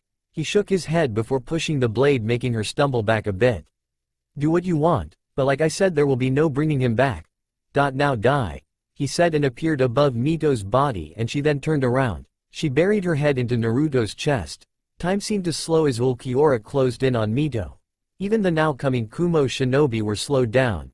Mito's emotions ran free and couldn't help but remember the times when Naruto helped her when she was in trouble, the times when he protected her from the world's troubles, the times when he was there for her when she needed support.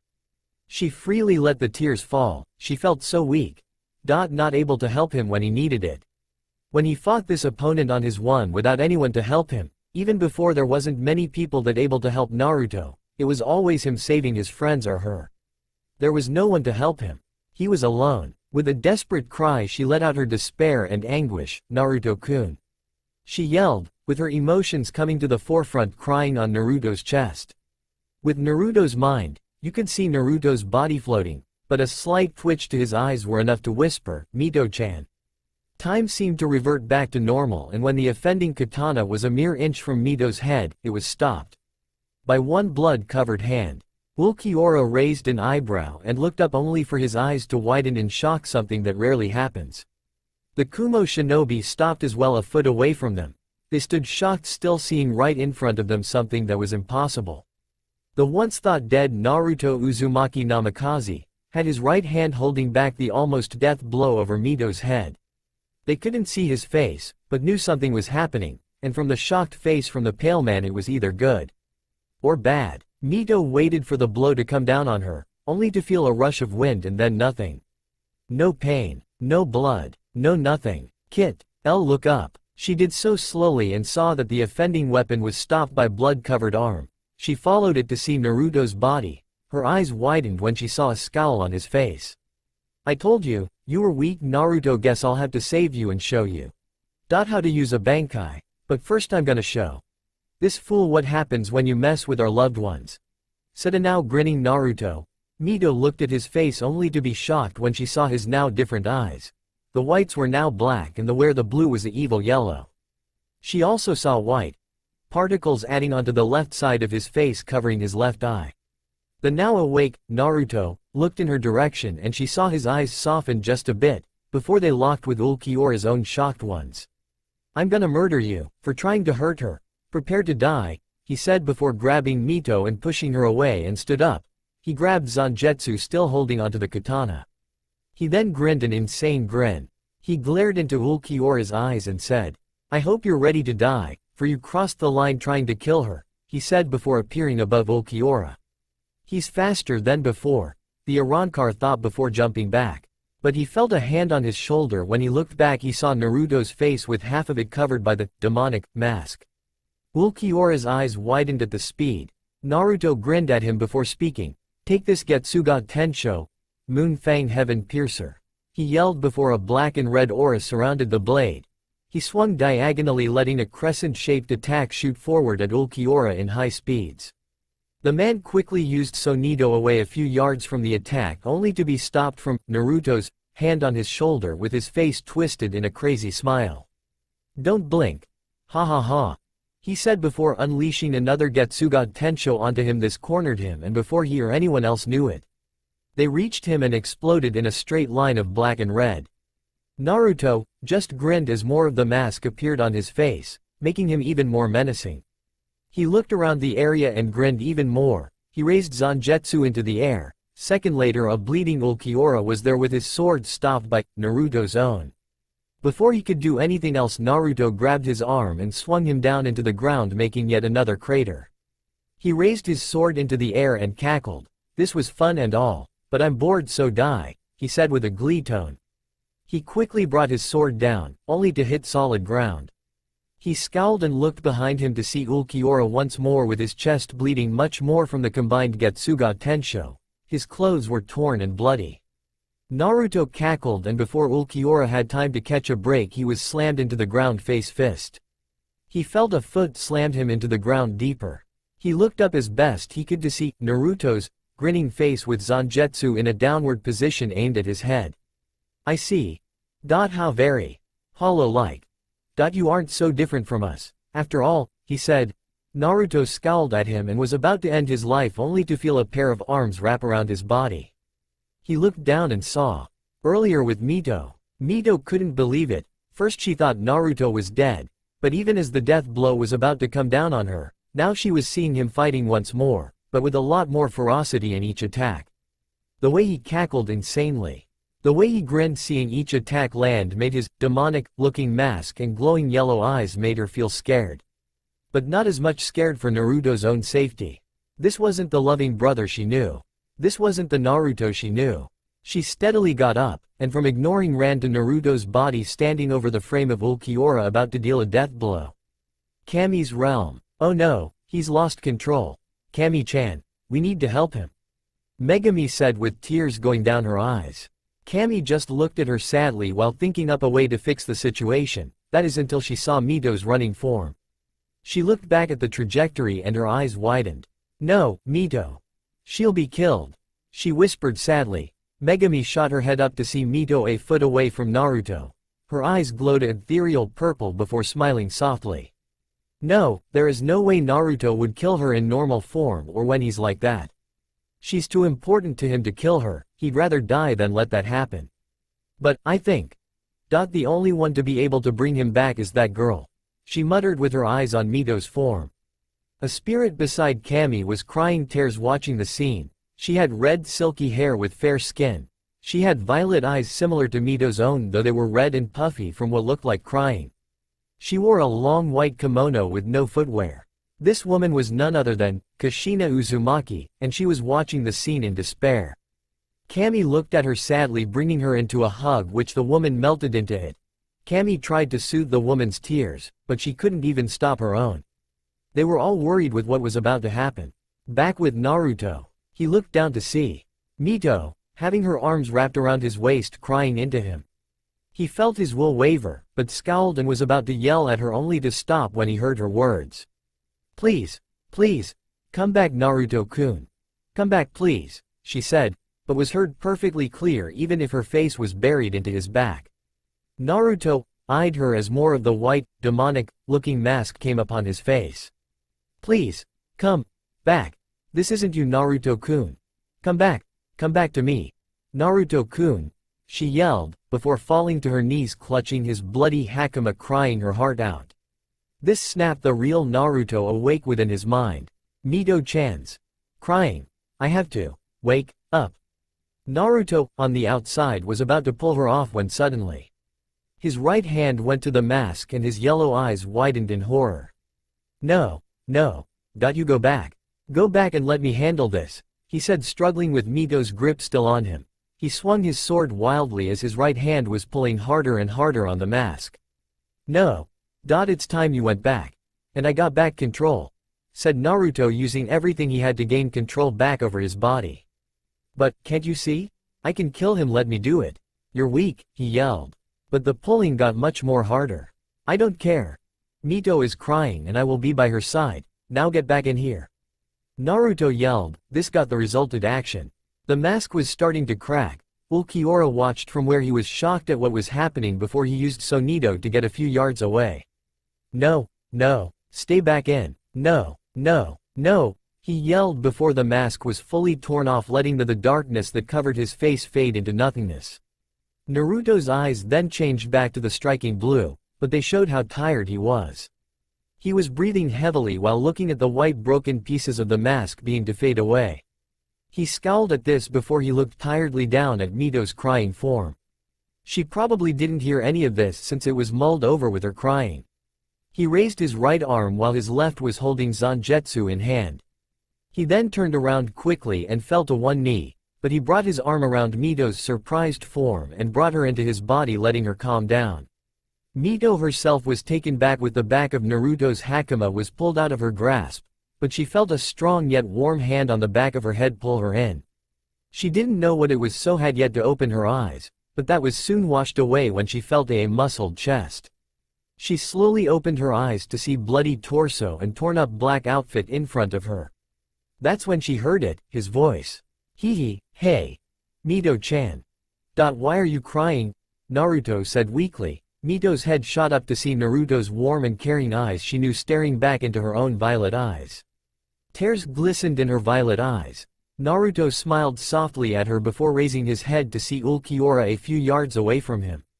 With a thoughtful expression on his face, he scowled darkly at the man, but only to flinch at his wounds. That's when he heard a slight tearing sound and looked back to see Ulquiorra walking into a dark yet misty portal with his back to him. He was about to talk, but was beaten to it. You are stronger than I thought. I am mildly impressed with your skill, but I do hope the next time we meet, you're stronger than this. Ulquiorra said, before his body disappeared from sight when the portal closed on him. Silence then undertake the war-torn battlefield. The Kumo shinobi stood there warily before Yugito rushed over to Naruto's body and Mito's crying form in his arm. She stopped a few steps away from them to watch what would happen next. Naruto then looked down at Mito and hugged her tighter as he felt consciousness about to leave them. He spoke a few words that only she would hear. Mito-chan. Thank you. You helped me gain control over myself. Thank you, he said before he started to fall. Mito quickly realized this and tried to hold him back up, but only to fail when he slipped out of her grasp and fall face first into the ground. Naruto-kun, Mito said, trying her best to wake him, but she suddenly heard two loud crashes a few yards away, but when she looked up she saw two dark-skinned muscled men in different attires, but both had a frown on their face. She suddenly felt the adrenaline leave her, and felt the drain of using Kyuubi's chakra. She suddenly without warning fell beside Naruto's body. Naruto's body somehow knew this and had his arm wrapped around her, like he was protecting her. Yugito looked and saw who the new visitors were and gasped, Raikage-sama. Killer Bee-sensei, she said. Raikage just grunted before he hefted Naruto's body onto his shoulder. We can talk later, Yugito. Right now we have to get these two back at Kumo and get them medical attention. I'm sure whatever kind of battle happened it will bring attention to many more, and they will be closing in fast, he said. Yugito nodded as the one named Killer Bee picked Mito up and carried her in a bridal carry. Raikage looked at his subordinates. We talk later, now move. We need to hurry back at Kumo, he ordered before jumping into the forests, followed by Killer Bee, before the others followed with thoughts of the battle they had seen. Kami's realm. Oh, thank goodness. Thank you. Thank you, Mito-chan. You saved him, whispered Megami as she watched the whole thing, as did Kami and Kushina. They were all shocked at how things went, but smiled at the end when Naruto gained control over his body again. That's my Masumi. She can do anything, even bringing back her strong brother back from wherever his mind was. Databane. she said, pumping her fist into the air. This made Kami and Megami giggle a bit. That's right, Kushina-chan, Mito is a very strong individual, as are you. Especially when she sees Naruto in danger, she'll jump to defend him when he's at his weakest, Kami said. Kushina just grinned. Yeah, but could you two start explaining why I've been brought here? Minato still needs to be tortured after what's happened with Mito and Naruto, she said with a sadistic yet angry gleam in her eyes. They both flinched at that, knowing the torture Minato was going through would make even the most evil demons go cry for their mommy. If they agreed on one thing, it was Kushina was scary when pissed off. Well, Kami started. Konoha's front gate. The immortal Chunin guards Izumo and Kotetsu were gaping in shock and a little fear. Why? Well, it couldn't be the fire daimyo standing before them with 6 of his elite fire guardians along with some of his personal army behind him. Could it? Kotetsu shockingly spoke. Daimyo-sama, what are? Why you doing here? He said. Izo just kept glaring at Konoha before speaking. I'm here to give Konoha a personal wake-up call, he said as his men marched through the guards and into Konoha. That's all for now. If you want to see next part, then please like this video and subscribe my channel. Thank you.